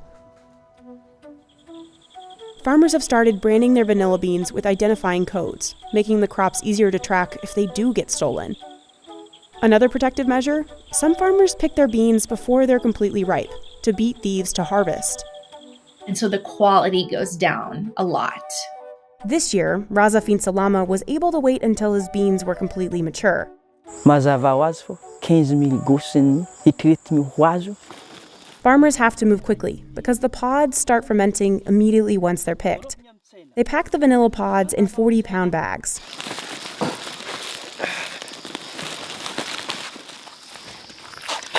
And haul the loads for miles along dirt roads to the market.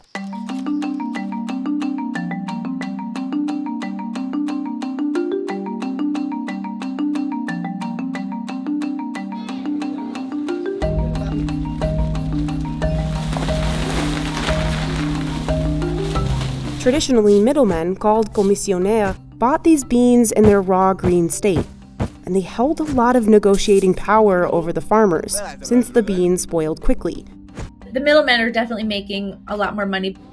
They can kind of tell people whatever price they want. So some years, farmers walk away happy. In other years, they can barely make ends meet.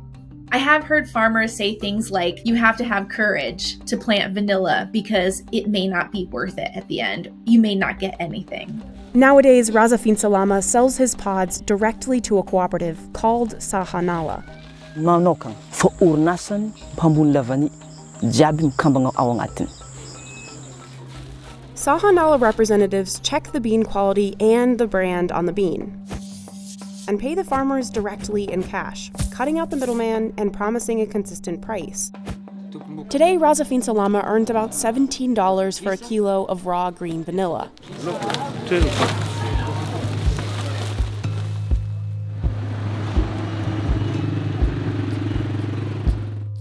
Sahanala takes the beans to one of its processing facilities, employing thousands of workers across Madagascar. But even these large operations still have to protect against thieves. Raha ny valeuran'ny vanille izay hitantsika eto amin'ity toeran'ity androany dia manodidina ny 2 380 000 euro. The facility has electric fences, surveillance cameras, and private security patrolling at night. Anisany antony mahatonga zany fepetra rehetra noraisana iarovana ny lavania ny asarobidiny sy ny valeurany. But it'll still be another 3 months of painstaking work before the vanilla is export ready.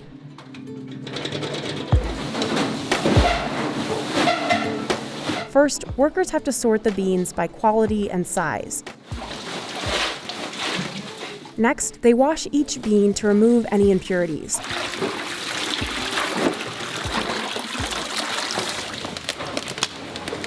Then the beans get dunked in hot water to release the compound vanillin. That's what creates the distinct vanilla flavor.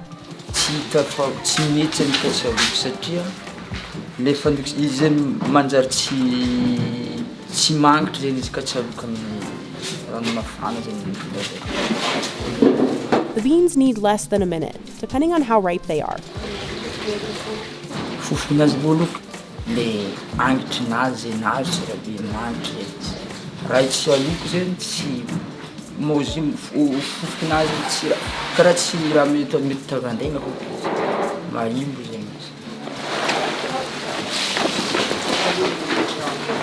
They have to run the bean baskets so they don't lose the heat from cooking. Workers move the cooked beans to boxes where they'll sit for 48 hours. When they take the beans out, they'll be brown.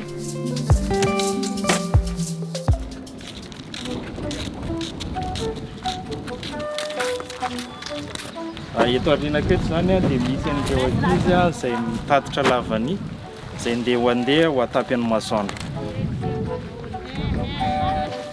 Atapy ny vanille mba hahatonga ny humidité anazy mihena, hahatonga ny goût stable, ary ihany koa mba hahatonga ny hanitra ny lavania hivoaka tsara. There, the beans will stay for 15 to 30 days, depending on the moisture inside.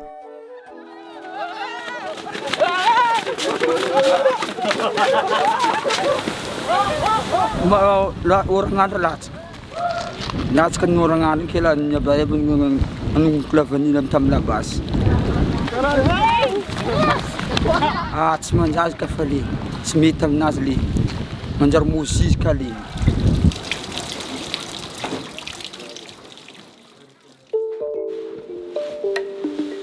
zareo zany manao triage manala an'le vanille tsy mitovy ny couleur anazy. Zany hoe misy tam'le vanille somary masaka loatra nandrahoana dia iny mila alana mba tsy afaka hoanina. In the packaging room, they massage the beans to release the oils and the vanilla fragrance. Careful not to damage the beans, they group the pods in bunches. Then they check that there are no stray metals, like nails, hidden inside. Workers then weigh the boxes and package them for shipping. Bon, soit elle est vendue en bout, soit elle est extraite. Parce qu'aux États-Unis, la demande est très grande pour tout ce qui est pâtisserie. Sahanala's vanilla beans end up with American-based food processor Archer Daniels Midland. Le fait aujourd'hui de s'être associé en joint venture avec Archer Daniels Midland, on a plus vu notre production augmenter. Exporters like Sahanala earn the biggest bucks. This cooperative has a turnover of $40 million annually. That's because cured beans are worth a lot more. Today, Sahanala earns $250 per kilo for its cured vanilla, a 1,300% increase from what farmer Razafin Salama made selling his raw beans. The bigger problem is the volatility of the price. Miakatra izy, lamigny kokoa zegny ny fiainana, raha mirorogno izy, vao may zegny sahirana zegny mitokan-trano. In those low-price years, farmers live in extreme poverty. Like 81% of the country, many earn just $2 a day. Vola azoko amin'ny lavany zegny tsy tegna mahampy ny fiainana ny menakavy agnatin'ny taogno raiky. So many farmers grow other crops, like vegetables and peanuts, to supplement their incomes. Mamboly zaho, mamboly vary, dia magnano fompiagna madinidinika.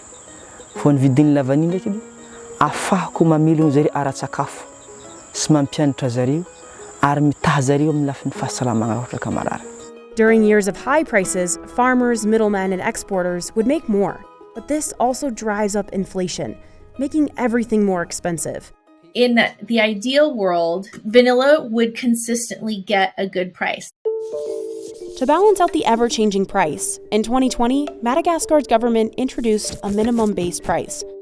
Today, it's set at $250 a kilo for the exporter. They want to protect against this crazy up and down, right? But it hasn't gone to plan. Unfortunately, it appears that most people are not going along with paying that minimum price. Global companies are turning to other countries that sell at cheaper prices, or they're buying synthetic vanilla. A lot of this depends so much on the government of Madagascar and whether they will change tactics and go back to allowing their price to more accurately reflect the global price. Farmers are betting on cooperatives like Sahanala to alleviate the need the government can't fill. Sahanala can guarantee that its farmers make $17 a kilo, at least $2,600 a year. Zay afahanay miasa, afahanay magnano fampandrosoagna aty amin'ny tany misy zahay zegny ivola io. But as they face theft, an unreliable government, and shifting demand, farmers at the center of the industry are unsure of what's next. Demand for vanilla is continuously increasing. And so if Madagascar could find some stability, and if these farmers could find some stability, that there's no reason for the outlook to not be really, really good for vanilla in Madagascar. But, you know, it's hard to say what the future brings. This factory has made hats the same way for 166 years. It takes at least 2 months to turn raw rabbit fur into a high-end hat, which is why each one can cost up to $2,500. In fact, Borsalino made the fedora world famous. Today, just 90 employees make 70,000 hats per year.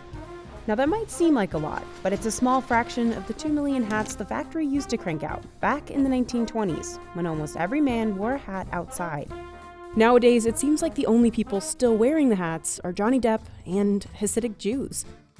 Nearly every man in the tight-knit Lubavitch community wears a fedora, and many splurge on a Borsalino. The market is definitely growing. So what made the fedora so iconic? Why do thousands of religious Jews wear it? And how do the companies that make these hats plan to bring them back in style, while still making them the old-fashioned way? At the Borsellino factory in Alessandria, Italy, everything starts with scraps of rabbit fur. Most modern hat makers skip this step, opting to purchase pre-made felt. Some say it's the custom-made rabbit fur felt that makes a true Borsellino. E il primo passaggio è quello di creare la ricetta che storicamente si tramanda di generazione in generazione per creare il feltro di qualità superiore. Some of the felting machines have been around since the late 1800s. Every hat goes through at least 52 steps to meet Borsellino's high standards. And it's checked for quality at every turn. Contrariamente a quanto si può pensare, non è l'assemblaggio di più parti unite tra loro, ma nasce tutto da un unico cono in feltro. These wooden machines rain down the treated fur onto a perforated metallic cone. It spins so quickly that the fur perfectly lines up to the surface. A jet of boiling water keeps the felt fixed throughout the process. The company's co-founder Giuseppe Borsellino learned this craft in France before moving back to Italy to start his own business in 1857. He refined the process they still use today. The hair from the rabbit is treated, felted into a cone, then washed and pressed multiple times until it shrinks down to the shape of a hat. In its heyday, Borsellino employed 6,000 people. About half of them were women. The female workers were mostly involved in the finishing stages, especially checking for quality. The hat's popularity soon spread across the world. From the late 1800s to the 1920s, most men headed to work wearing a hat. And the factory made fedoras for iconic Hollywood movies, like Casablanca. But hat wearing eventually grew out of fashion, especially after World War II. One reason behind that? Hats used to remind men of their time in uniform. The popularity of hats may have changed over time, but Borsellino tries to make a product of timeless quality. We build and we manufacture the hat with the same process, with the same machine, with all the passage. Once the raw shape for the hat is created, it's still very fragile. A worker carefully peels it off the cone. Then the fabric heads to a smaller roller and cast iron. These machines help lock the fibers together. Then the fabric goes through the first of 3 quality inspections. In a dark room, an artisan checks that the surface of the felt is uniform. But the felt pieces are still too big. These machines use boiling water to shrink them down and repeatedly stamp the felt. Una volta che abbiamo ridotto le dimensioni del cono e lo abbiamo reso più spesso, si passa al reparto delle informature. That's where it transforms from a cone to resembling an actual hat. Later on, the stiffening machine's large claw breaks down the weave of the felt. It creates the division between the crown and the brim. Then it's time for Scotty steam shaping, a process named after the Borsellino craftsman who invented it. The felt capelline is placed in a machine that uses pressure and steam to press it down with an aluminum block. Now there's a well-defined crown in the hat. Dunque smettiamo di chiamarlo cono e iniziamo a chiamarlo cappello. Workers remove any excess hair fibers, and the hat heads to the finishing station. Giovanni Zamiri has worked here since 1989. He helps create the shape of the hat's brim. Questa lavorazione viene effettuata con un macchinario a caldo umido, dove andiamo a creare una particolare curvatura e andiamo a creare appunto la formazione dell'ala del cappello. Giovanni says everything requires close attention. Back in the 1920s, workers watched over the dyeing of the felts. They used sticks to keep them submerged, but today machines dye the felts with steam pressure and boiling water. They soak here for at least 90 minutes. The hats are just now beginning to take on the classic fedora shape. Lo chiamo finissaggio di rifinitura del cappello, che è unico al mondo. The accessories department sews in the lining, internal leather belt, and external cotton band. And the final flourish that's also stood the test of time? The Borsellino logo, stamped in 24-karat gold leaf. It takes nearly 2 months to make a hat through this painstaking process, all using the same machinery and methods the company first became famous for. Borsellino was built on handcrafted fedoras. Today, the company is branching out into all kinds of luxury accessories. But for some, wearing a hat isn't a fashion statement, it's a matter of faith. Hasidic Jews wear a variety of headwear. How you cover your head can tell others which specific community you're a member of. Some fur hats, known as stramos, can sell for thousands of dollars. The Chabad Lubavitch community adopted the fedora after World War II. That's when Rabbi Menachem Mendel Schneerson, known as the Rebbe, fled Europe for Crown Heights, Brooklyn. After he assumed leadership of the Chabad movement in 1951, he continued wearing the layman's hat. The Rebbe is wearing this kind of hat, and it's a cool hat. It's not exactly a shtreimel, then it's a no-brainer. Reuven Kamenetsky operates Borsalino boutiques in Jewish neighborhoods. He thinks it's too small, and I think it looks good. We'll let the crowd decide. Basically, the smaller the brim, the more in style it is, but he's a little nervous to wear such an in-style hat, basically. Returning customers can give their hats a tune-up. This area, with all these funky tools, this is basically where we take care of both new and old hats. And so we're reshaping it and making it look like brand new. Demand in Jewish areas is so high that it's created an opportunity for other hat makers to enter the market. We start wearing hats at 13 at our bar mitzvah, so we kind of knew what it's supposed to feel like, what a good quality hat's supposed to feel like. Brooklyn brothers Levi and Yossi Chayo co-founded Bellissimo, which competes with Borsalino for this religious market. So we knew what people wanted, being that we were the consumer as well. They started their hat business back in 2017, after Levi went shopping. The prices went up, and I'm like, I think we can make a better hat. The brothers started making hats by hand. We put together $1,000, we got a hold of 10 sample hats, and we popped up a tent on the street, and we said we're gonna start with 10 hats and try to just show it to people, not even give it to them. Everything works with steam. Steam can do anything. This one actually looks pretty good. I'm not gonna mess with it. Now they manufacture at a factory in Montreal. Right now she's smoothing out the sweatband and making sure it looks perfect. But just like Borsalino, this company is also relying on equipment that's over 100 years old. So the equipment we're using is so old because they don't make that equipment anymore. The companies that used to make those equipment closed down, but you can't buy this stuff new even if you wanted to. The machinery at Bellissimo might be antiquated, but the company's not shy about using one modern tool: social media. The company has extended its reach through celebrity endorsements, from Jeremy Piven, Snoop Dogg, Cedric the Entertainer, and... Someone bought Jamie Foxx's hat, and we were told recently that, he got it over 5 years ago, and he keeps it in a special place, and it says his favorite hats from the two Hasidic guys in Brooklyn. But we got the Bellissimo hats, look at that. Gangster. I asked him if he minded giving us a shout out. He happily did that for us, which really helped get us on the map. That brought a lot of new customers. Bellissimo surpassed its goal of $1.5 million in sales last year. A lot of people find the brand through Instagram and buy their hats through their website, where they can customize their own funky fedoras. But for their own community, the brothers' approach remains face-to-face. Every day you got to figure out a new way to reach your customers, and thank God we're going with the old-fashioned way where it's word of mouth. A lot of customers were skeptical.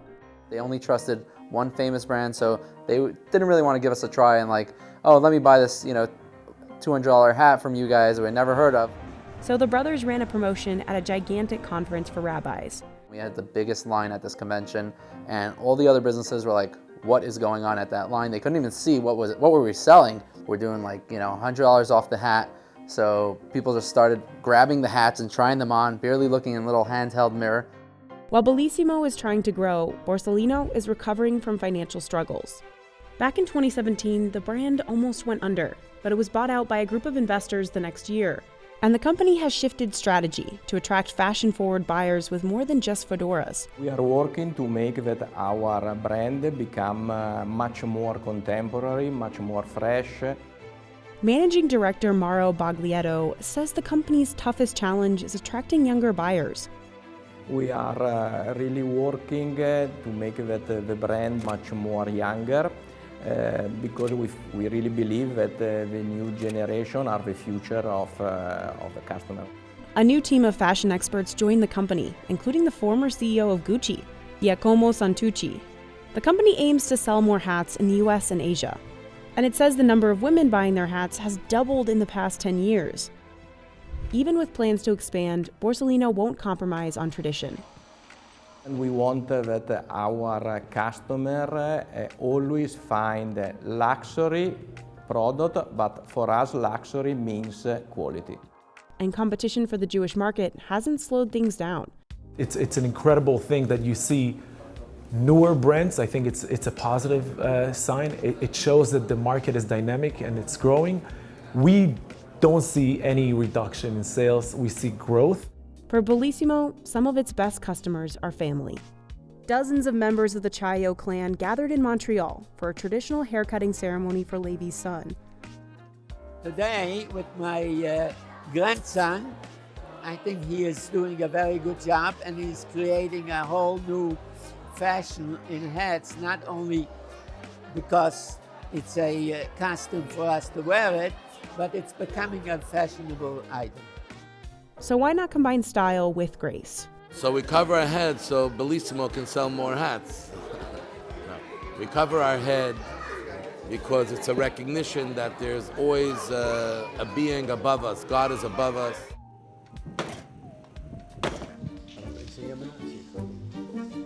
Nestled inside this vegetable is something you might use in the shower. Al pelarlo, visualizamos lo que es toda la estructura de la fibra y lo blanda y esponjosa que es.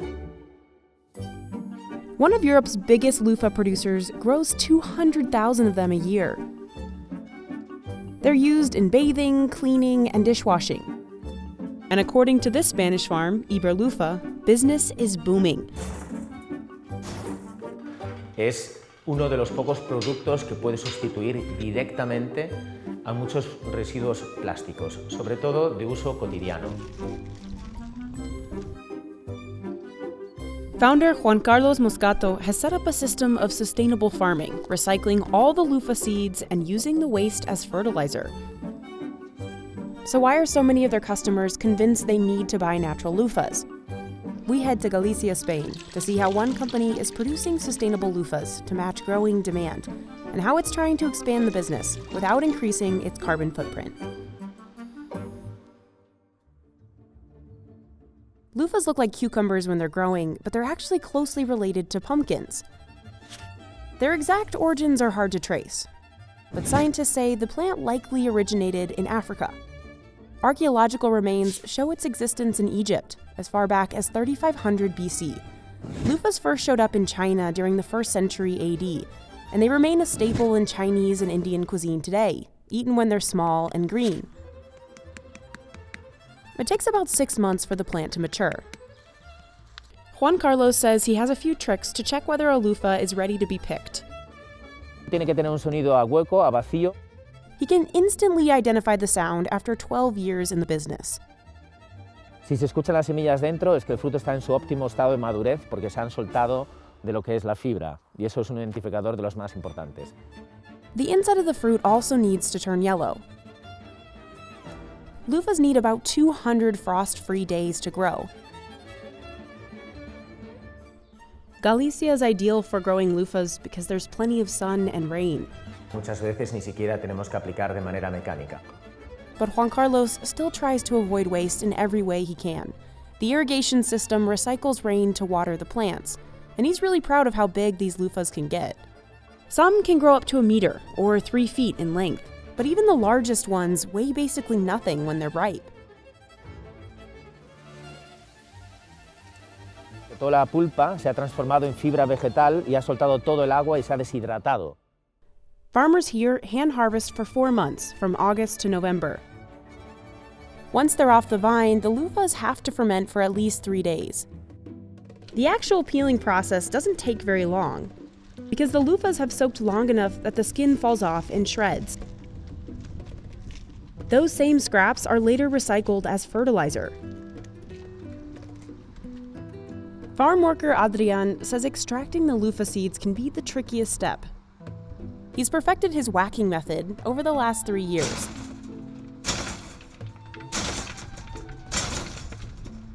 He has to be careful not to hit the sponges too hard.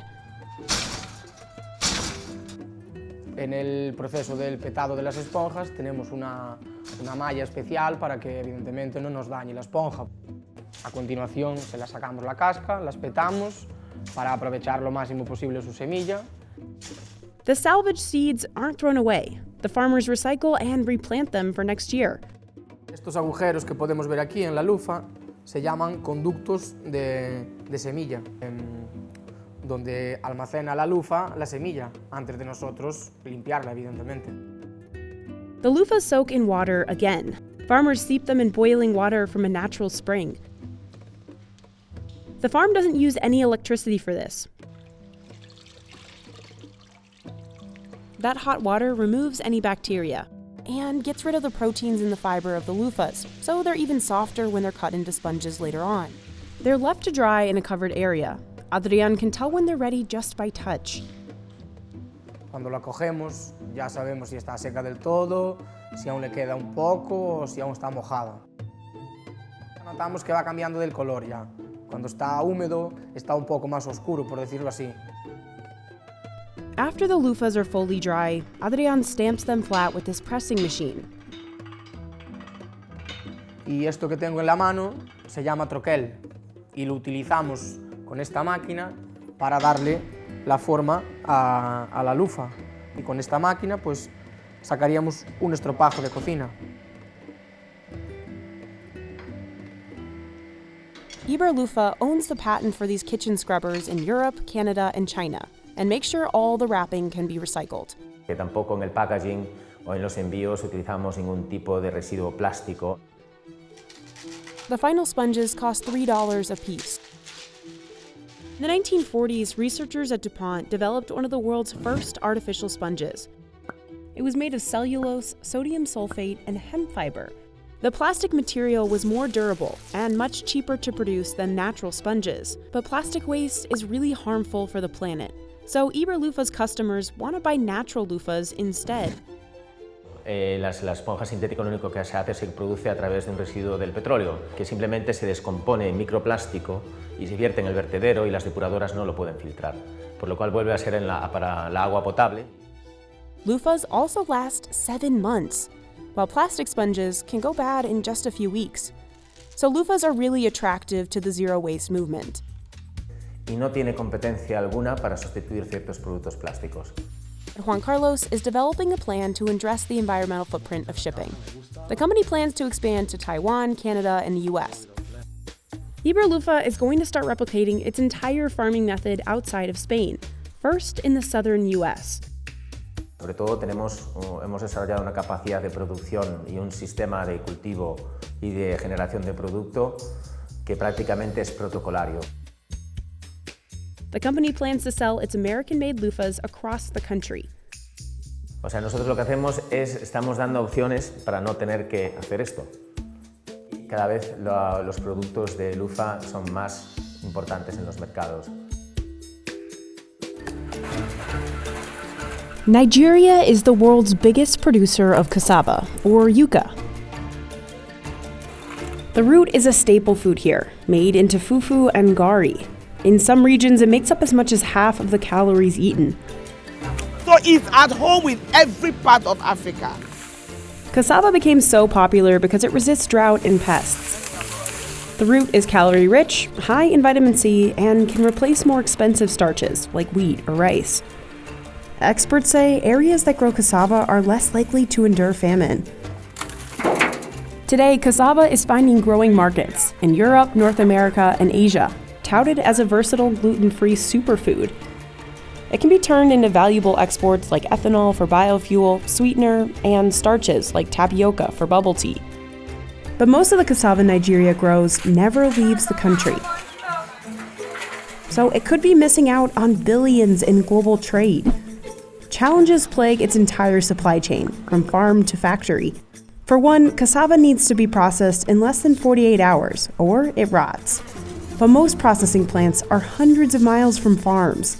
As of 2015, the country had lost $600 million worth of cassava to spoilage. Entrepreneur Yemisi Iranloye says she's found a way to fix that. She launched a processing company called Sultry International and has since landed customers like Nestle and Unilever. But now that we are turning to industrial use, there's high demand for the crop, so farmers can get good value for their crops. So can Nigeria fix its supply chain enough to feed itself and cash in on a global export market? Cassava is a shrub with edible roots that's native to South America. The raw root can be poisonous. It actually has cyanide in it. But more than 4,000 years ago, indigenous people in the Amazon River basin discovered that grating, straining, and cooking cassava made it safe to eat. Portuguese colonizers first introduced cassava to Africa in the 16th century. Then, in the 1850s, when formerly enslaved Africans returned to Nigeria, they brought cassava cooking methods with them from Brazil. Europeans pushed the cultivation of cassava in Africa because it was hardy and could help prevent famine. During this time, new ways to cook the root sprung up across the continent. In Nigeria, they ground up and dried the cassava pulps into flakes, called gari. Because it's fermented, gari helped harvested cassava last longer. Over the centuries, the roots replaced native yams as the main food source across the continent. Almost every family have cassava at their backyard to make gari or to make fufu, whether rich or poor. Today, Nigeria produces more than 60 million tons a year. But experts say cassava farmers aren't growing it efficiently, so they take home just $1 a day. You're farming on really small plots, so you're not getting the benefit of economies of scale. Large-scale farmers usually grow more delicate crops, like corn, rice, or wheat, because they can be more profitable than cassava. They get a little bit more of a premium spot in the allocation of land. The ones growing cassava often do it because they have no other choice. Cassava can handle acidic, poor-quality soil. It needs less fertilizer and water, and it's generally cheaper to grow. But because of uneven soil, machinery and tractors can't reach many cassava fields. And since they're harvesting by hand and growing seed varieties that don't produce as many roots, Nigerian cassava farmers have some of the worst yields in the world, meaning they harvest less of it per acre. But Yemisi believed she could change that. She spent years saving up money to open her own cassava processing business in 2005, Sultry International. We started with 17 farmers. The youngest of them was about 55. Some of them have died now, blessed memories.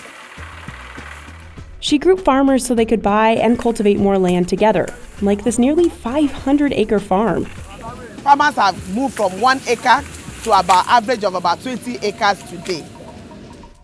She brought in Foluke Adeleke as a head of agriculture to introduce new, stronger cassava varieties onto her partner farms. This ayaya is a new variety and it is known for its good starch content and it has a better yield. The roots are big, so you can see it's very big. Yemisi has also been able to introduce tractors on some plots, speeding up harvest by 150%.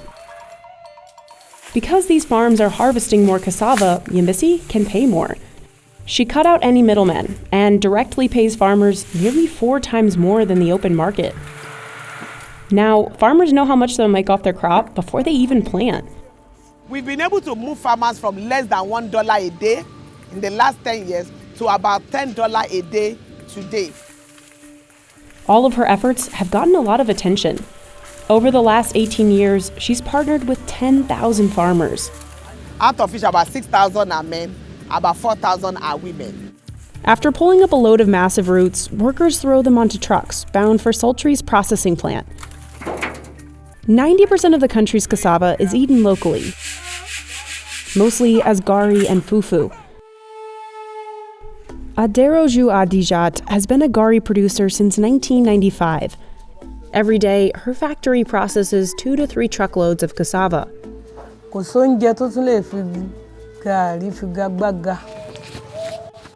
Workers peel and wash the incoming roots.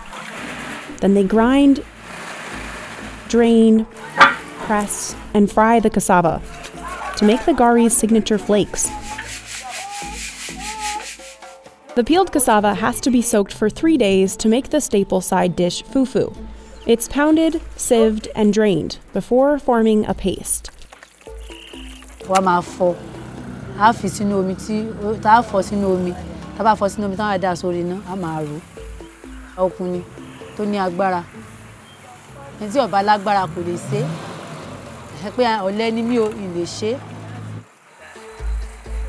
Fufu sells for 5 cents a piece.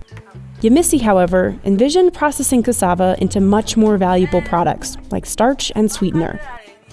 But she faced another big challenge: getting these roots to factories. Since cassava is almost 75% water, it's perishable and can spoil within just 48 hours of harvesting. So it basically needs to be processed in some way almost immediately. But most factories are near cities, down long roads in poor condition. I saw farmers were traveling 200 kilometers, 300 kilometers, and before they get there, the crops are bad or trucks are broken down. Until recently, 40% of cassava grown was lost to spoilage, and processing plants weren't working at capacity. So Yemisi tried something different.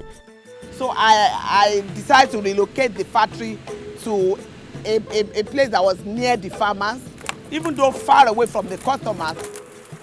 Because once it's processed, cassava won't spoil as quickly. Today, Sultry handles 100 million kilos of cassava a year at factories like this one.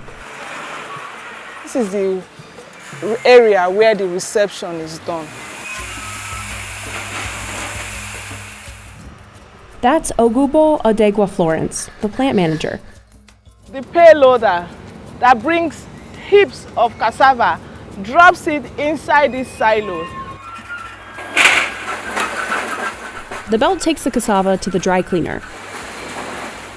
That removes some preliminary dirt, dust, sand. A wet wash finishes the cleaning process. And gets into the peeling machine so that further peels can be removed from the cassava. Those peels will be used as animal feed. They're a cheaper alternative to corn feed. Then the crusher chops the cassava into smaller pieces. The final processed cassava starch or flour can be made into a number of products, from pastries, breads, noodles, seasoning for Nestle, and tapioca pearls for bubble tea. This is also the first sorbitol factory in all of Nigeria.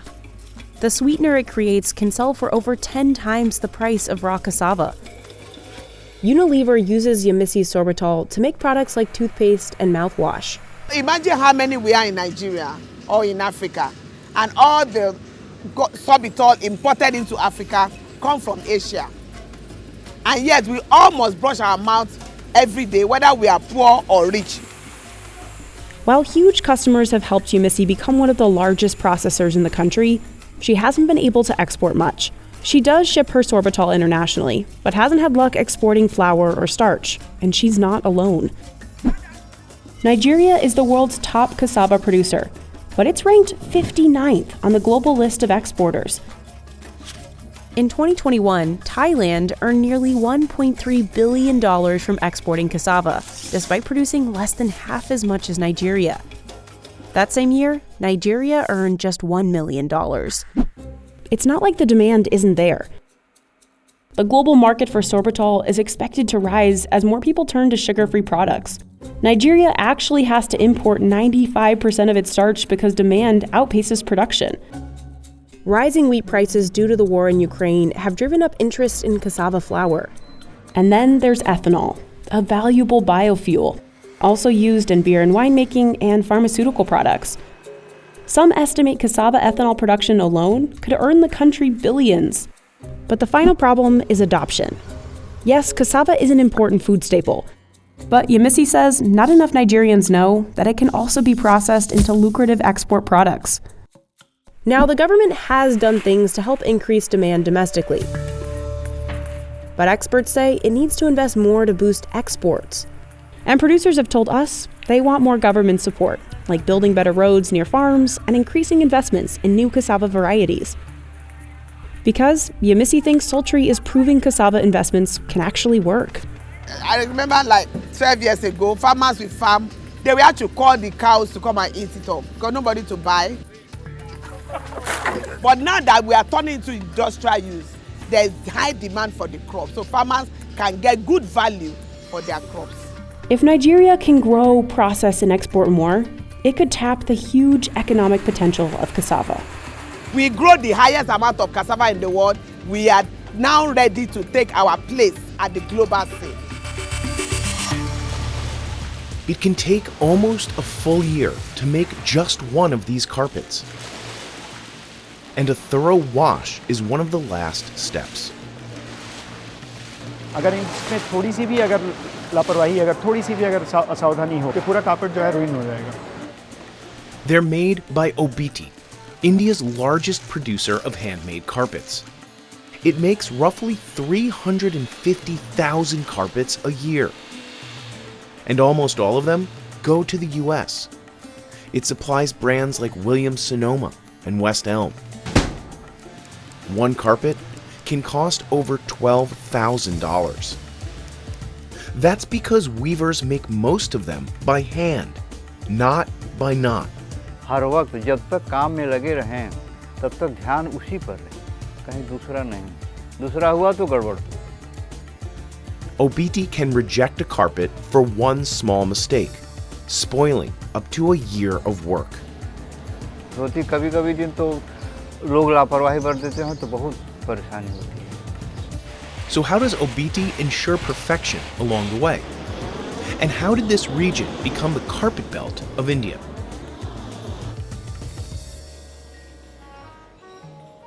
Obiti is 103 years old, but people have been weaving carpets across South Asia since at least the 16th century. That's when Mughal Emperor Akbar brought Persian weavers here to make carpets for his palaces. Many settled in what's now the Mirzapur Bhadohi region in modern-day India. Today, over 3 million people here work in the carpet industry. ये समझें कि हमारी जिंदगी तो इसी के साथ है और बहुत अच्छा ही लगा. Obiti recently made 35,000 square feet of hand-knotted carpets for India's new parliament building in New Delhi. It took 900 weavers and over 1 million hours of work. The company dyes all its yarn in-house. Workers load up machines that can hold up to 880 pounds of yarn. The batch first goes through a chemical wash. Then they prepare the dyes, which are made from chemicals and natural ingredients like fruits and bark. Obiti takes a sample to the lab and runs a series of tests to make sure the color won't rub off. Weavers can't get started until they have the map, or naksha, which they have to follow in granular detail. Each square represents a knot and a specific yarn color. The company has its own weaving center with 224 artisans. Weavers here use a drum to build the carpet's foundation, or warp.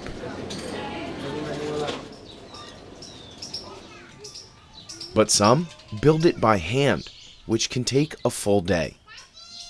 हम लोग इसी के ताना जब करने शुरू करते हैं तो बड़ी सावधानी से एक भी तागा इसका गड़बड़ ना हो. Obiti works with over 25,000 local weavers, like Ramlal. He's been working with the company for about 50 years. हम सब दिन जब से कार्य शुरू किया तो यही, फिर दूसरा काम हमको अच्छा ही नहीं लगा. Once the warp is done, he starts laying down the design, thread by thread. नक्शे के सामने हमेशा देखना पड़ता है sir. Some of these have over 2 million knots. 16 घंटे भी चल रहा है, 18 घंटे भी चल रहा है तो शरीर बहुत ज़्यादा थक जाता है. तब तो ऐसा लगता है कि रेस्ट कुछ समय रेस्ट हो जाए. And one costly mistake could ruin the whole thing. एक दो बार होता है तो उखाड़ लेते हैं, नहीं तो कारपेट खराब हो जाता है. कंपनी वाले से तो बहुत दिक्कत करें, बहुत दिक्कत होती. कभी-कभी दिन तो लोग लापरवाही बरत देते हैं तो बहुत परेशानी होती है. Company officials inspect the work on each one of Obiti's 5,000 looms every 15 days. Once each carpet is finished and approved, weavers deliver it to the factory. but the work isn't done yet. Workers use a blowtorch to burn off loose fibers.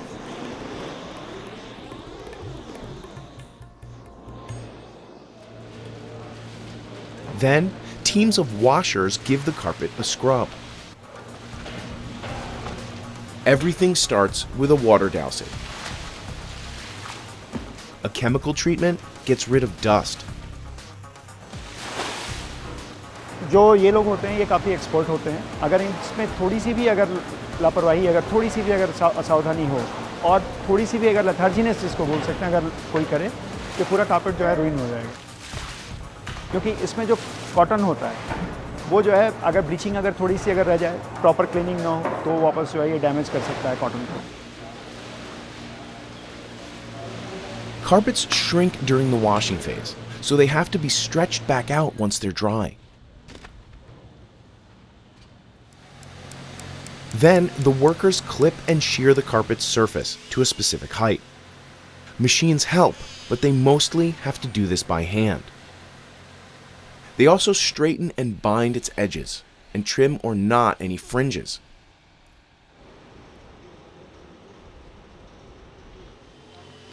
After 2 more rounds of inspection, the carpets are ready for delivery. It takes hundreds of workers to keep this operation going. But the company has struggled to find new weavers. Uttar Pradesh is one of India's poorest states, and young people are moving away to find better paying jobs. Rural area में जहाँ पे ऐसे सबको लगता है कि हाँ rural area में हम लोगों के पास मैन पावर्स जो है अबंडेंट होते हैं, लेकिन ऐसी बात नहीं है. Many of OBT's weavers are also farmers. कभी कभी तो ऐसा होता है कि अगर 2 चीन का समय है, अभी सूर्य नहीं छिपा है, उजाला है, तो 2 चीन बीन लें. OBT has been trying to boost its workforce by recruiting more women. The Indian carpet industry has been predominantly male for centuries, and this has been a trend across industries. Last year, only about 25% of working-age women in India were part of the labor force. Veteran weavers like Ramlal have trained almost 2,000 women since 2015. And they're keeping standards high. थोड़ा हुआ तो गड़बड़ हो. ये सीख है, सीख लेंगे तो उन्हें बहुत काम पड़ेगा. ये गलीचे से हमने अपनी पूरी ज़िंदगी का बच्चों को पढ़ाया लिखाया, इन्हीं से खिलाया, इसी से ब्याह शादी किया. हमारे यहाँ ये चलता रहे क्योंकि हमारे दादा लोगों की ये दी हुई अमानत है.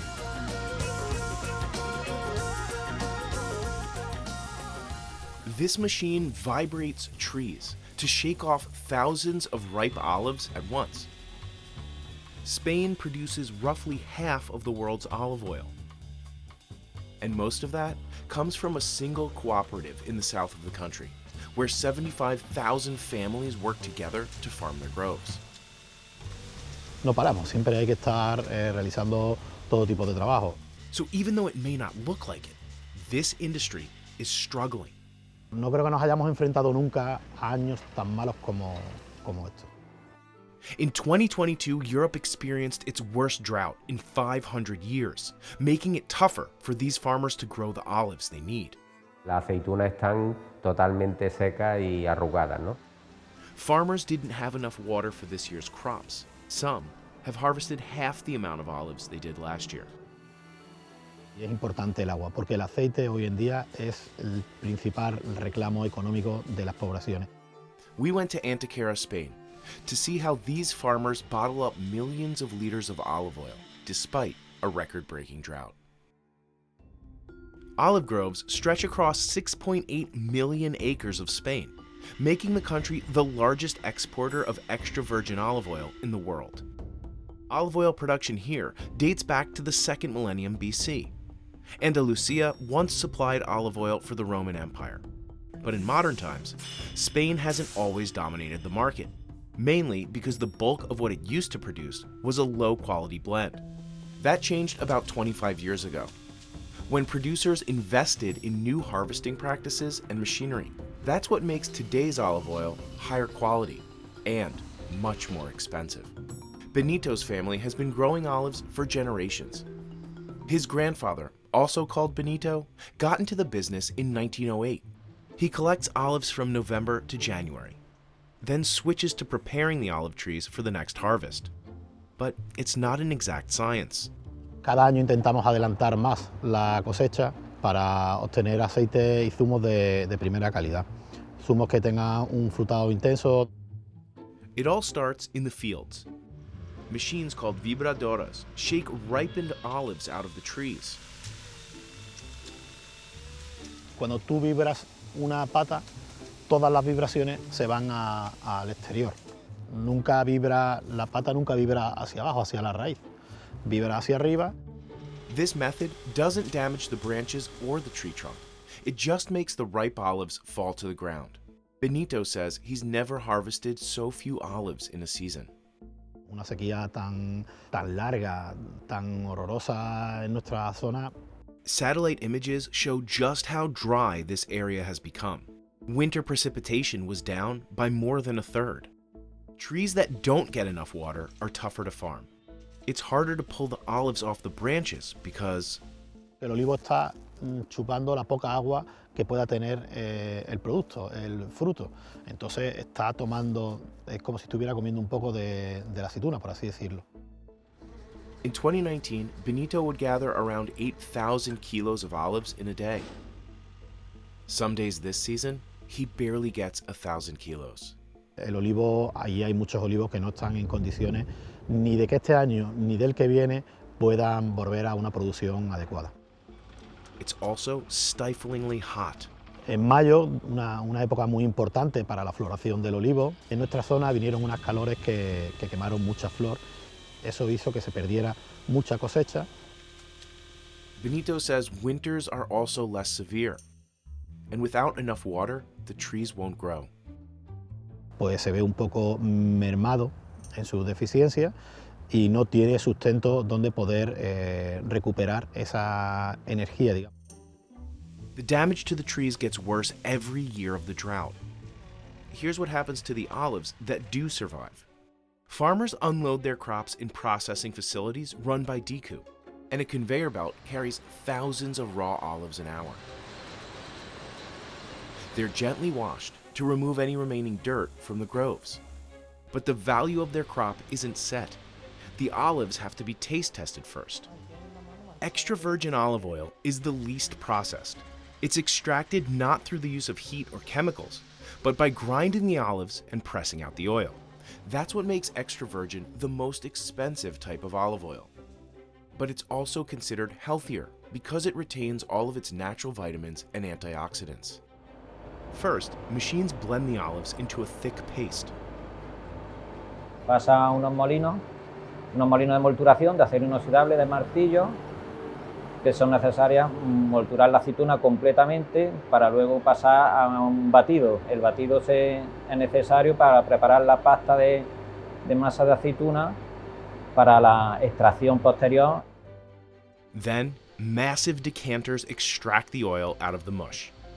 They also keep the olive waste, called alperujo. After it's composted, it's used as fertilizer or fuel. Este proceso más moderno es más sostenible, más ecológico. Por eso ha sustituido al anterior, porque no hay agua residual. Decoup maintains high standards for quality, and Francisco Aguado tries to make sure every bottle leaving this factory is perfect. The new olive oil is stored in huge stainless steel tanks. Nitrogen fills the gap at the top of the canister to keep the oil fresh. It's kept in the dark at a constant temperature.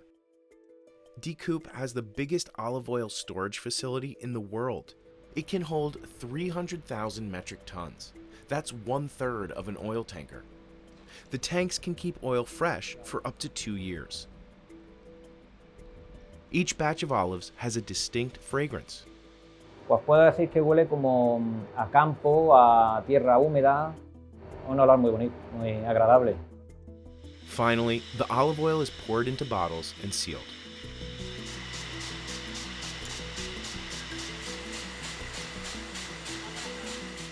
Now, it's ready to be delivered all over the world. Spain's olive industry was doing much better just a few years ago. In 2019, DCOOP produced over 275,000 tons of oil, more than it could sell.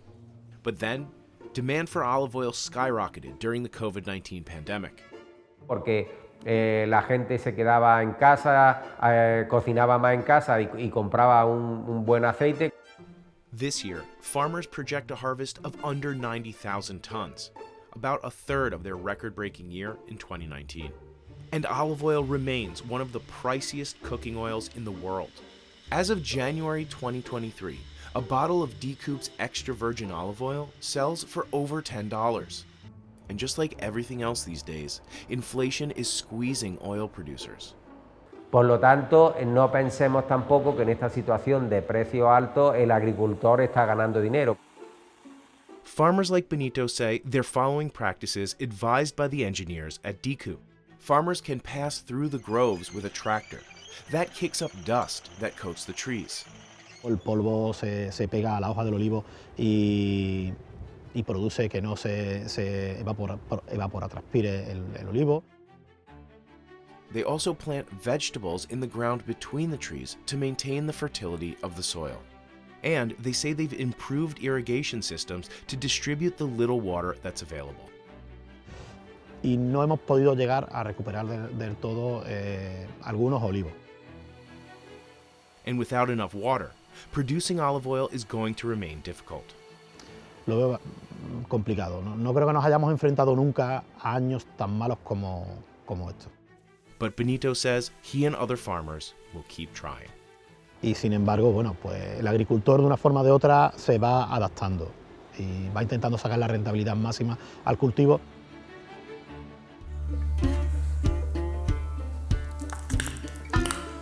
And you can see there an absolutely massive yield, and that amount of venom there is enough to kill a couple of hundred grown men, no worries.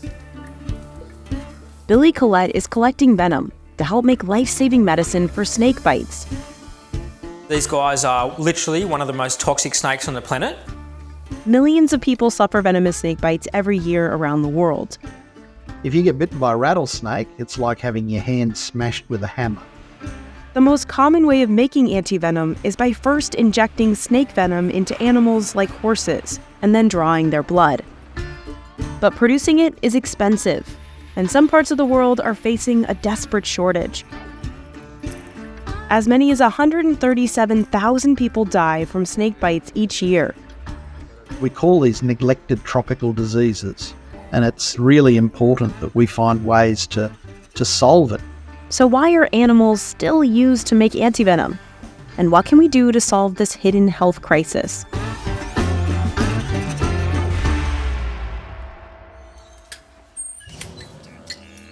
This lab is one of the only places in Australia milking snakes. My mum, in particular, thinks I'm a lunatic because I wanted to do this for a job. Billy cares for 300 deadly snakes. Coastal taipans, eastern browns, tiger snakes, common death adders, and king browns. First, he prepares the milking cup. So if you went to a nightclub or a pub and you asked for a shot, like Fireball, this is what they'd give it into. I know of a fellow that was bitten by a large coastal taipan. Within about 15 minutes, he was showing symptoms. He was extremely nauseous, vomiting, sweating.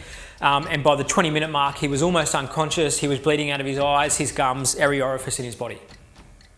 He was in a coma for 11 days, but he did survive that bite.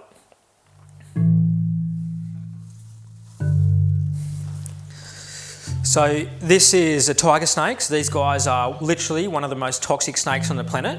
And you can see I'm using the snake hook here to keep the head away from my hand and the rest of my body. And when we're coming into the milking process, basically I drop the hook like that. I have the snake in my right hand. We've got a soft pinning pad there. So this is basically like a foam mattress. I got my pinning device, which is a clear Perspex disc. So what we do is we flick the snake onto the pinning pad like that, apply the pinner, and I can see exactly where its head is, and I can have my fingers right there, ready to go. And so that's the snake restrained. And the next part is where I actually milk the snake. So what he's going to do is he's going to think he's bitten me. There we go. Nice yield there. And that amount of venom, that's enough to kill over 50 adult men. There are about 600 species of venomous snakes around the world. Concentrated in these hotspots, Australia is home to more than 100 of them. Australia's got more venomous snakes than non-venomous snakes. We're the only country in the world with that. Each snake's venom is made up of a unique cocktail of toxins that attack your body. A king cobra's venom often goes after the nervous system and can kill a human in 15 minutes. A viper's venom can stop blood from clotting and cause internal bleeding. And in rare cases, bites can stop your heart. Each week, Billy milks over 100 different snakes, including this coastal taipan, one of the most dangerous in Australia. Its venom could cause paralysis. Taipans are so reactive and they're so smart and calculated, they do make me very nervous to work with.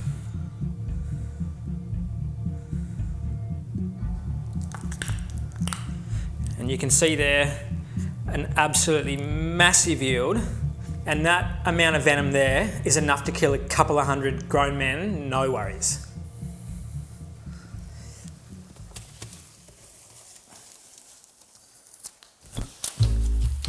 So once we milk the snakes, we then freeze it, just in a basic freezer. So the venoms are stored with the different species, and you'll notice taipan venom, once it's frozen, is actually pink. So all the different species have actually got different coloured venom. And down here, we've got the tiger snake, and you can see it's like a light yellowy sort of a colour.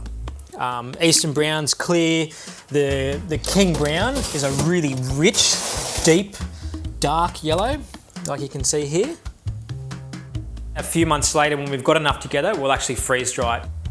We turn this on, we set it to minus 56 degrees Celsius, and basically it freezes, freeze dries, and draws all that moisture out within about 48 hours, and we're left with this crystallized product.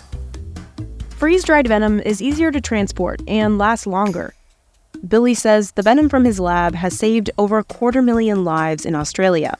It's a huge weight on our shoulders, but we're all extremely passionate and proud of the work we do here.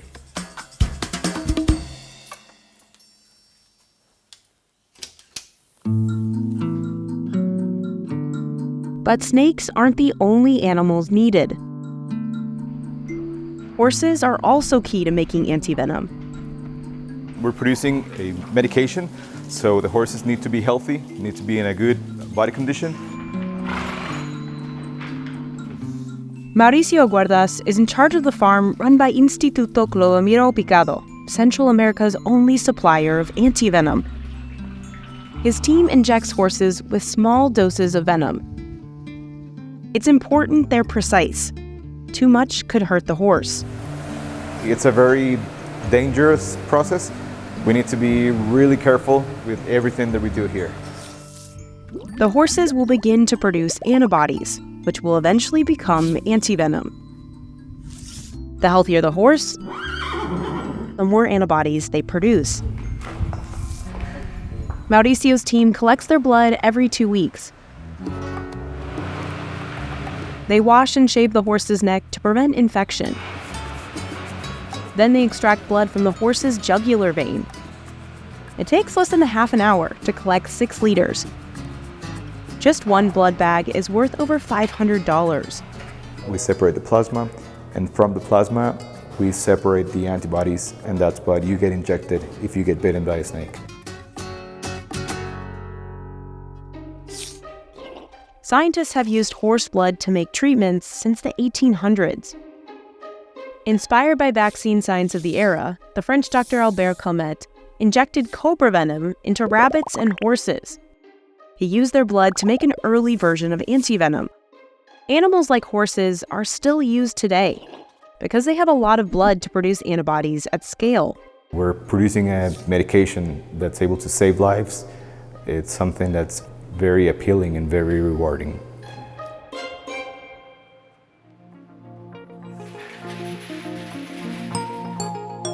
This lab, 9 miles away, receives the plasma from the farm and converts it into antivenom that's safe to inject into humans. It can protect against a wide variety of snakes, but it doesn't come cheap. I will say that the cost of production will be around maybe $15 to $20, something like that. The lab produces roughly 120,000 vials a year. They end up across the Americas and Africa. Depending on the snake, we may require between 10 or 20 vials per person. The sooner a victim is treated, the more likely they are to survive and recover quickly. It's a recovery David Williams of the World Health Organization knows well. He has survived 6 snake bites in his life. The product we used in Papua New Guinea, we had a survival rate of nearly 99%. But not everyone has access to quality antivenom, and as many as 137,000 people die from snake bites each year. And there could be thousands more unreported. Every year, there are an estimated 58,000 snakebite deaths in India alone. The Irulod Cooperative collects most of India's venom. It pays its members to catch snakes, nearly $30 for a spectacled cobra, or about $3.50 for a saw-scaled viper seen here. The cooperative collects venom from India's 4 most dangerous snakes, which is blended together to make one antivenom. But roughly 65% of India's population lives in rural areas, far from city hospitals, making it hard to get antivenom to victims in time. The same problem exists in sub-Saharan Africa, where as many as 30,000 people die a year from snake bites. Many victims don't go to hospitals, so the data is hard to track. As the world doesn't look at this problem, it is the poor person at the end of the line in the community that cannot afford it that's the person that's bitten. Before his death in 2019, Royan Taylor dedicated his life to improving antivenom access for poor rural communities in Kenya. There is a need for antivenom because we don't have enough antivenom now. Alvia Ndonge's child was bitten in Kitui County, Kenya, about 100 miles east of Nairobi. Ilikaa black mpaka ikaanza kuoza yenyewe akaanza kutoa ile harufu ya kuoza. Sasa daktari akasema lazima hiyo kidole ikatolewe ndio isiharibu mkono yote.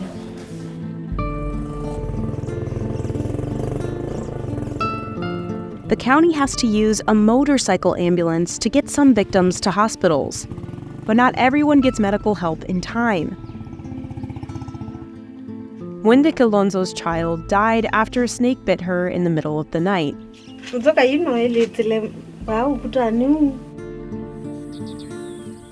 Niliamkia asubuhi nikaenda mtoni nikashota maji.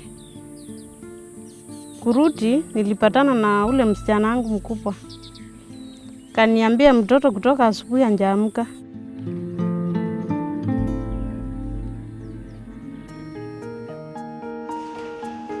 The Kenya Snakebite Research and Intervention Center hopes to develop the first antivenom in East Africa. No one has produced any kind of antivenom in Kenya. We call it African puffer. This is the most common snake we come across in Africa. It seems to bite many people. It's also one of the most deadly on the continent. In sub-Saharan Africa, the most effective treatment for a snakebite can cost more than $100 a vial, and victims sometimes need more than 10 of them. Many of the people who get bitten are breadwinners. So, if they're in a hospital bed, their family's going hungry. Many victims couldn't afford treatments, so some manufacturers stopped producing antivenom for sub-Saharan Africa altogether. Today, there's a dire shortage of quality antivenom. The Kenya Intervention Center has a database of venom from local snakes, but hasn't been able to set up a horse farm or antivenom lab yet. You need to have the land, you need to maintain the land, the pastures, do all the maintenance. to set up an antivenom manufacturing facility to the right specifications is going to cost somewhere between 10 and 30 million US dollars. A few countries have greatly reduced their death rates, thanks in part to government investment. In Costa Rica, just 1 to 2 people die each year from snake bites. Australia's death count is just as low. Both countries have free antivenom treatment. Most places worldwide you have to pay for antivenom, and it is unbelievably expensive. So here in Australia, we are unbelievably lucky that the government looks after us in that way.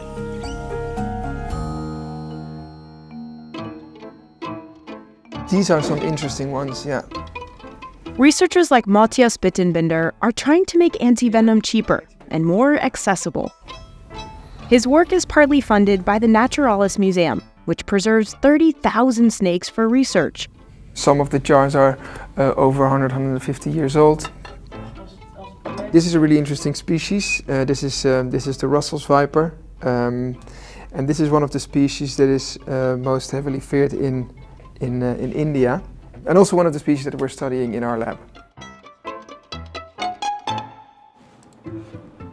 Matthias is researching ways to produce antibodies in a lab, which would eliminate horses from the process and require less venom from live snakes. You're not using the animals as the factories to produce the antibodies. You can produce them in bulk in the lab. So we're standing now in front of our chamber of secrets. And in here, this is where we keep our snake venoms. He's studying how venom affects the human cells in this well plate. We have a venom of a rattlesnake, which we know is capable of destroying the cells. We can see these very prominent holes. So you can imagine that when you get bitten by a rattlesnake and then their venom's caused to punch holes in your blood vessels, then you will bleed out from the inside. Matthias hopes his research will help scientists develop an oral tablet that would work on all snake bites. It could be the holy grail, which makes it possible to neutralize the effects of all the different snake species. That would make it easier to get treatment to victims in rural communities hit hardest. This is my hope, and to be able to study these magnificent creatures and their effects, but also to help the people that need it the most.